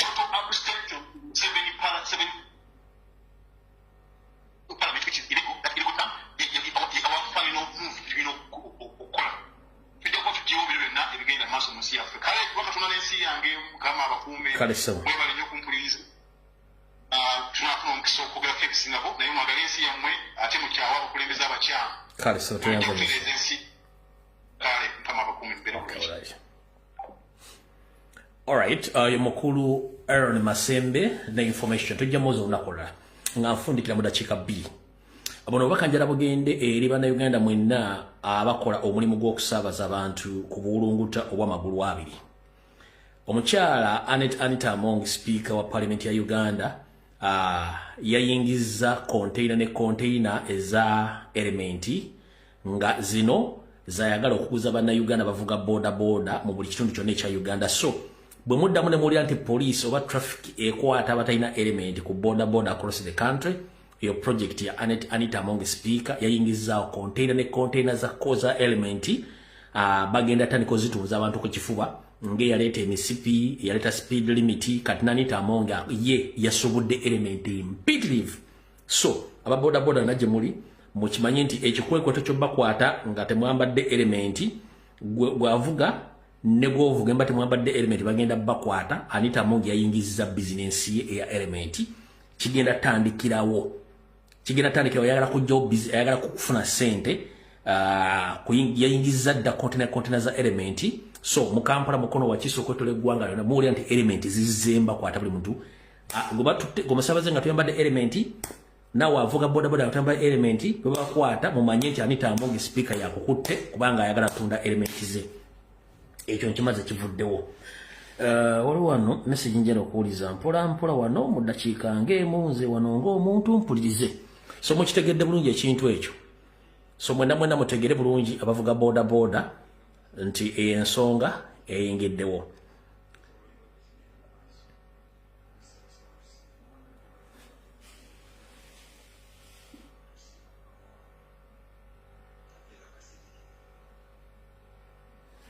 Alright. Sigena kusuka ku antujja sinkana na ku rakutano ku sawa zigena kubera 2 za kawungezi. Nencha mbanga njagadde okwewumuzamu ne tujja sinkana ku rakutano kyone kinaba kibadde nja kibagamba naye nga sawa zino njagadde ofundika bwento. Mfundikira nsabira president n'abakulembeze mu nasaako ne bana Uganda banaje muli muzuke muve mukoba katunule gwanga yafe kulaka tunanensi yange video ewedde mweraba.